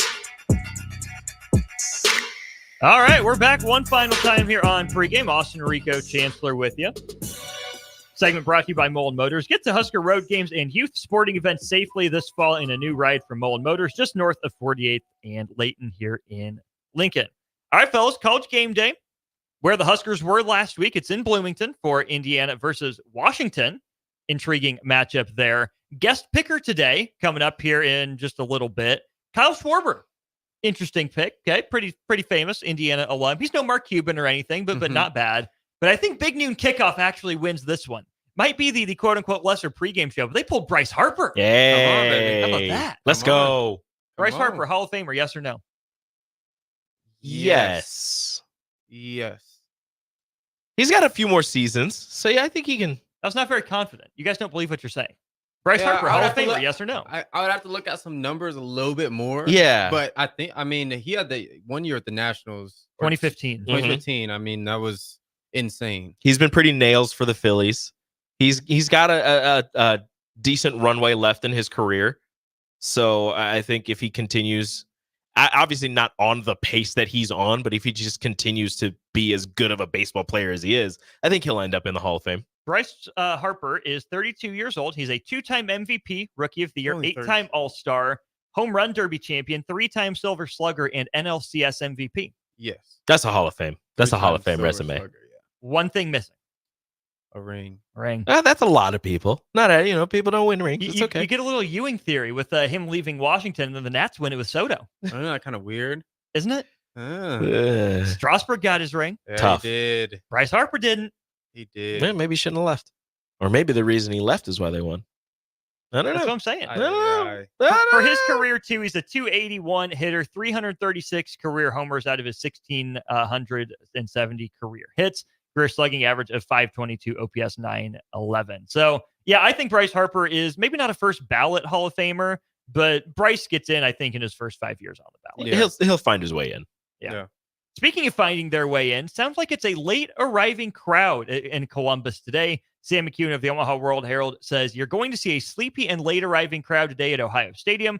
Won't be at full throat right away, despite it being a gorgeous day. It's a chance for Nebraska to get going early. Chancellor, we'll start with you. How confident are you that Nebraska can come out and throw the first punch to keep a sleepy crowd sleepy? Oh, my goodness. Well, it depends who has ball first. So if we have ball first, man, I don't know what you come out with if you're Satterfield. I really don't. And I would be super aggressive. But aggressive doesn't mean, you throw on first down, get in a crappy situation on third down. If Nebraska's defense goes out there, you got to find a way to, I would say, get off the field in get off the field in 2 third down situations. And, you can let up the first one, okay, but get the next one, force them to the third down and force them to punt. I think that swings the momentum. This is going to be a game of momentum. And when you have it for Nebraska, you got to keep it and you got to extend it. And if you don't have it, you got to find a way to get it. Energy, special teams play, force a fumble, things like that. Get some quarterback hits on McCord. So yeah. Rico, how confident are you that Nebraska can throw the first punch? Depends on which side of the ball goes out there first. I believe if Nebraska loses the toss and has to throw their offense out there, I think that they can throw the first punch. If their defense is So out what there, if Nebraska wins the toss and takes the ball? Why are you always starting with Nebraska losing, Rico? they're not going to take the ball. They're going to put their defense out there first for whatever reason. That's just what they do because they want to get the kickoff in the second half, whatever. But if their offense is out there first, I think they can throw the first punch. I think that they can manufacture a drive with some scripted plays to get down the field. If the defense is out there first, it's a little scary because, as I mentioned before, only 3 sacks on Will Howard this year, and this defensive line has shown lesser improvement than they were. Or they've downgraded from where they were at the beginning of the season. So getting pressure on Howard, keeping Quinshon Judkins under control, and containing the receivers on the outside is a very scary prospect for me. And even with a late arriving crowd, I feel like that offense is just always juiced up and ready to go. You were talking about big plays. If this defense gives up a run of 20 yards early to Judkins or Henderson, it's going to be, oh no, here we go again. Unfortunately, I feel like that's going to be the feeling. What means more to Nebraska today? Multiple turnovers or multiple explosive touchdowns? Takeaways, I should say, not turnovers. Yeah. So multiple takeaways by the defense or multiple explosive touchdowns? I think takeaways. I think takeaways mean more because I think this will be a field position game where if you can capitalize on just moving the field, punting the ball, pinning them deep, not allowing them to get in between the 40s, where that's when these explosive offensive like Ohio State, the Oregons, the Texas, these type of offensives thrive in between these 40s where the shot plays are explosive plays. If you can get them pinned. Brian Buschini, we saw he was the cover of the game preview yesterday. I don't know if that's a foreshadowing that we're going to use Brian a lot. They've been using seniors all year. He has to get his shine. Exactly. But even if we are using Brian today, I mean, pinning them deep, that would be a big thing. Just making sure the field position battle, we win that. And obviously turnovers help with that. I completely agree with you there. I think that forcing turnovers on this Ohio State offense will have them second guessing the things that they're doing. And once you have them not just out there playing the game, but trying to think about what they're doing before they do it, I think that you're going to be sitting in a pretty good situation. Yes, obviously, the goal of the game is to outscore the opponent. So explosive touchdowns would be nice, but forcing those turnovers and getting them into their own heads, I think is going to, or would be, extremely beneficial for Nebraska, because then that also the amount of juice that you get from forcing and recovering a fumble or getting an interception will carry over to the offense, which, I mean, in turn could lead to explosive plays. Those shot plays right after a turnover, that's what you want. That was the script for Oregon to beat Ohio State. 2 turnovers and 8 penalties. Pretty uncharacteristic from the Buckeyes, but I saw the study a few years ago too. Ohio State under Ryan Day has committed an above average amount of penalties, but we don't talk about it with Ohio State because, number one, they rarely lose, because, number two, their offense is explosive enough to make up for it. I thought Nebraska was trending that way. I think back to the completion to Nate Borkacher. It's 2nd and 25, and you convert there. Or 2 plays against UTEP. You're in 2nd and 30, or 1st and 30. Right. No, what's 2nd and 30? Because you get the 19 and then the 14 to convert. That's where I thought Nebraska was headed, to be able to overcome some of those mistakes and penalties. But Chancellor, the offense hasn't been explosive enough that now you start behind the chains, it feels like you're in trouble. Just like last week, right? Corey Barney takes the kickoff at the 1 or 2 yard line, and it takes you 2-3 plays to get out of the shadow of your own end zone, and now you're finally starting your game script. Nebraska can't put itself in those positions. Yeah, it's definitely frustrating to watch it. And I know as a player, you're so amped up, like you're talking, you can't do your first 10 plays when you're backed up on the 1 yard line. So you're so amped up throughout the week, so dialed in on the first 10 plays and even the second 10 plays as well.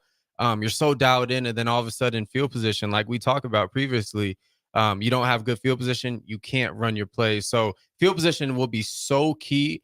And I think Satterfield is going to have a good opportunity this game to show the change in mindset or the the diversified play calling or the more powerful play calling, whatever you want to call it. It's going to be fun to see what he schemes up. And I pray we just utilize all our guys. But in the running back room, I want to see one guy specifically get carries. You got Ramir Johnson out. That's obviously a big deal. One of these backs is going to get the bulk of the carries, whether it's Dante, whether it's Emmett. I'm excited to see the running game and see, if it improves. Rico, who's your lead back today? It depends. Dante's the starter, but who do you give starter carries to? It depends, because I want to say this without sounding disrespectful to either of the people I'm about to mention. Dante Dowdell does not run like the size that he is. Dante Dowdell runs like Ramir Johnson. No disrespect to either one of them, but Dante runs like a smaller scat back than he does a 6'2", 200-pound back. He needs to run behind his pads, and if he can do that, that's the guy I want to have starter carries. But if he fumbles the ball again, it doesn't matter what I want, because he's going to get pulled and he's not going to get any more carries. Emmett Johnson has shown the ability to be a little bit of both, a power back and a scat back, catching passes, making people miss. But I do believe that Dante Dowdell, this is a big Dante game, as long as he can hold on to the ball, 2 hands on the rock and moving forward. That's the guy that I want to see get carries and show, your boys at Oregon, where you just came from, walked out there and took it to Ohio State. Why don't you do the same thing? Chancellor, where does Nebraska have an advantage? Is it all Ohio State across the board? There's got to be an area Nebraska has even a slight advantage. Where do you see that? Oh, my goodness. I would say... Oh my goodness. Does there have to be? I'm searching. Because I don't know if there's a lot of talk about attacking the corners outside, right? Being physical. Does that count? I don't see the advantage there. Your receivers haven't shown the ability to be physical. Yeah, I would say if there is an advantage, I would say, well, we didn't see it last week, so let's wash last week. Mm-hmm. But I think it's the heart of this team, that they're super unpredictable. We've seen a good defense play and then bad defense play. And I think that can be used to your advantage, because you can catch a team that's expecting you to, it's a trap game for Ohio State. Mm-hmm. They obviously are going to play, maybe catching them in an emotional game coming off of the Oregon loss, maybe using some of that emotion against them. I would love to say penalties, but that's not the case. I would love to say special teams. That's not the case. I would love to say quarterback play, but we just haven't seen the offense around Dylan Raiola hold up. So I don't really know if there's an area.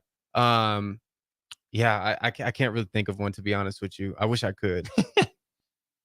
You're not buying either. I have no idea where Nebraska has an advantage over Ohio State, or where they have even a slight advantage. I would say, I think Adidas cleats are better than Nike. I like they Nike. went with the red pants instead of the white pants today? Yeah, maybe that. Yeah, they're wearing. Our fans are better. They're wearing their regular road jerseys, not the whites. Even though I like the whites and they're clean. We're really searching. Yeah, we're reaching. I mean, quarterback play. Dylan Raiola, as I said before, probably a better passer than Will Howard. But in terms of like it recently. He's not. In terms of leadership and know-how, I mean, Will Howard's been in the game longer, so I'd give that to him. Running back play, clearly Ohio State. Offensive line, Ohio State's offensive line has only allowed their quarterback to be sacked 3 times. Wide receivers, obviously Ohio State as well. What about this? Carricker just texted me. He said, our advantage is the punter. There you go. Bushini. We got it. There it is. Appreciate you, Adam. There we go. So are we trying to flip in the field? The heck out of this? Flip in the field. Come on, baby. Coffin corners. If you can force, Punt on third down? if you can force them to play inside the 10-yard line, then maybe you have a chance. There we go. That's it. That's all I got. There really is nothing. Ohio State is far and away better than Nebraska at just about every aspect on the field. What would be a bigger upset, Nebraska over Ohio State or Vandy over Bama? Nebraska over Ohio State. Vandy over Bama was massive. Oh, Vandy over. Yeah. Bama. No, I would say Nebraska over Ohio State. But Vandy hadn't beat Bama since the 70s. But Vandy's never been good. Never won a top 5 game. Okay, we haven't won a top whatever game since 2016. But Vandy's never done it at all. Okay, who's better team, Bama or Ohio State? Not even close. Ohio State. And we just got beat by 50 last week. Who's a better team, Nebraska or Vanderbilt? Probably Vanderbilt, for sure. That's tough. No, I'm saying Vandy for sure. That's tough. I'm not saying that's a tough comparison. I'm saying that's tough that Vanderbilt is better than Nebraska at this point, and that's something that we can say without really having to think about it. Yeah, that is. Yeah. What Vandy did against Alabama was it got off that hot start, right? Got up big on Alabama, made the Crimson Tide fight back. They got the couple breaks, right? They had the pick six on Milroe, pass that was deflected into Vandy's arms. It's going to take some luck, absolutely, for Nebraska. But you also make your own luck, right? When Nebraska, there's going to be a moment or two, right? There was a swing moment in Indiana. Mm-hmm.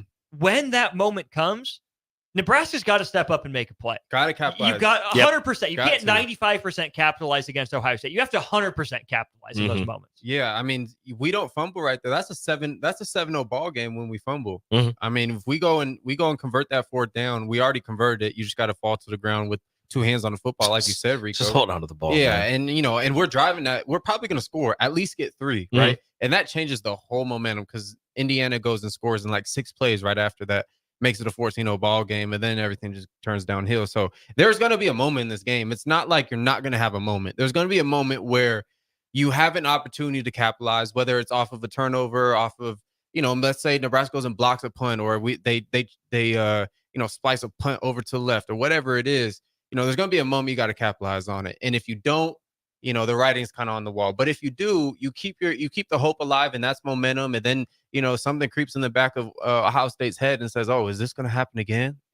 They just lost. You never know. Come off a bye week. It's hard to come back off a bye week, after a loss. The L is still in your head. So we do have this from Jason on the text line. The last time Nebraska played Ohio State in Columbus after they came off a loss into a bye week was 2018.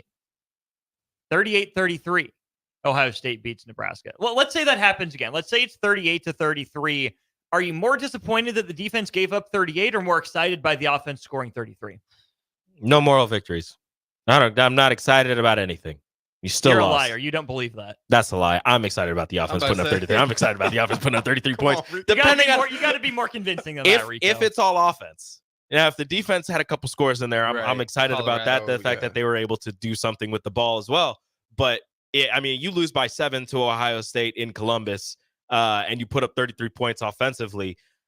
I know, and I said it before earlier with Raf, Nick, and AD that I can't really take any moral victories out of this one. But there are things that I can feel good about going forwards. That would be something about that. An offense that showed up and showed out and put a decent amount of points on a very good Ohio State defense. That would make me feel really good going forward, going into the UCLA matchup next week. I'm taking all the victories I can get. Moral, I don't know, anything, man. I'm taking anything because at the end of the day, this offense is struggling. If you score 30 plus points on this defense, now I know we lose, right? The guys obviously want to win. I mean, you're a competitor, you want to win. But kind of in the front of your mind now, you're like, hold on, we got some things going. We just hung with them. We just hung with them. Okay, UCLA. Now we can really, explode. And then we got SC. And then we got Wisconsin. We can really finish this out. So that's the sliver of hope that these guys need just to show, man, we can compete with these guys. And it's going to show whether they can or whether they can't. It's going to show. For the program to take the next step, is a close loss enough? Or does the program still need that win for proof of concept? You need the win. You need a win to prove what you're doing, to kind of get that validation of all of the work that we've been putting in the offseason and during the season is finally paying off, because for the last 7 years, it's been close loss after close loss after close loss.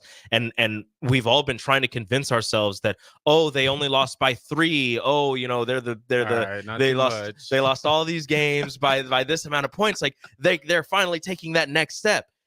And the next step just hasn't come yet. So I think the wins need to start stacking up in order for this team to take the next step. Yeah.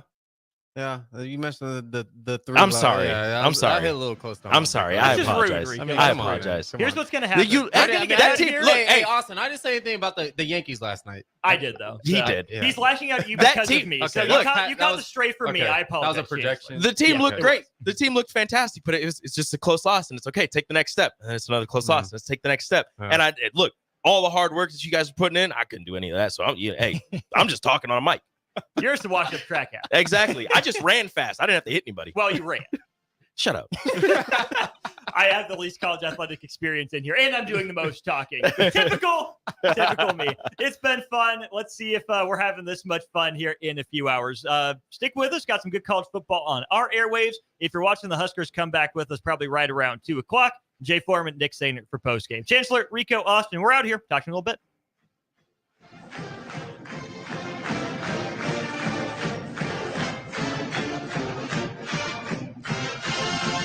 Attention students and anyone else looking for a great deal. Sun Valley Lanes and Games has the ultimate weeknight special. For just $15.95, enjoy unlimited bowling, lucky putt mini golf, and laser tag. Flash your college ID at check-in to receive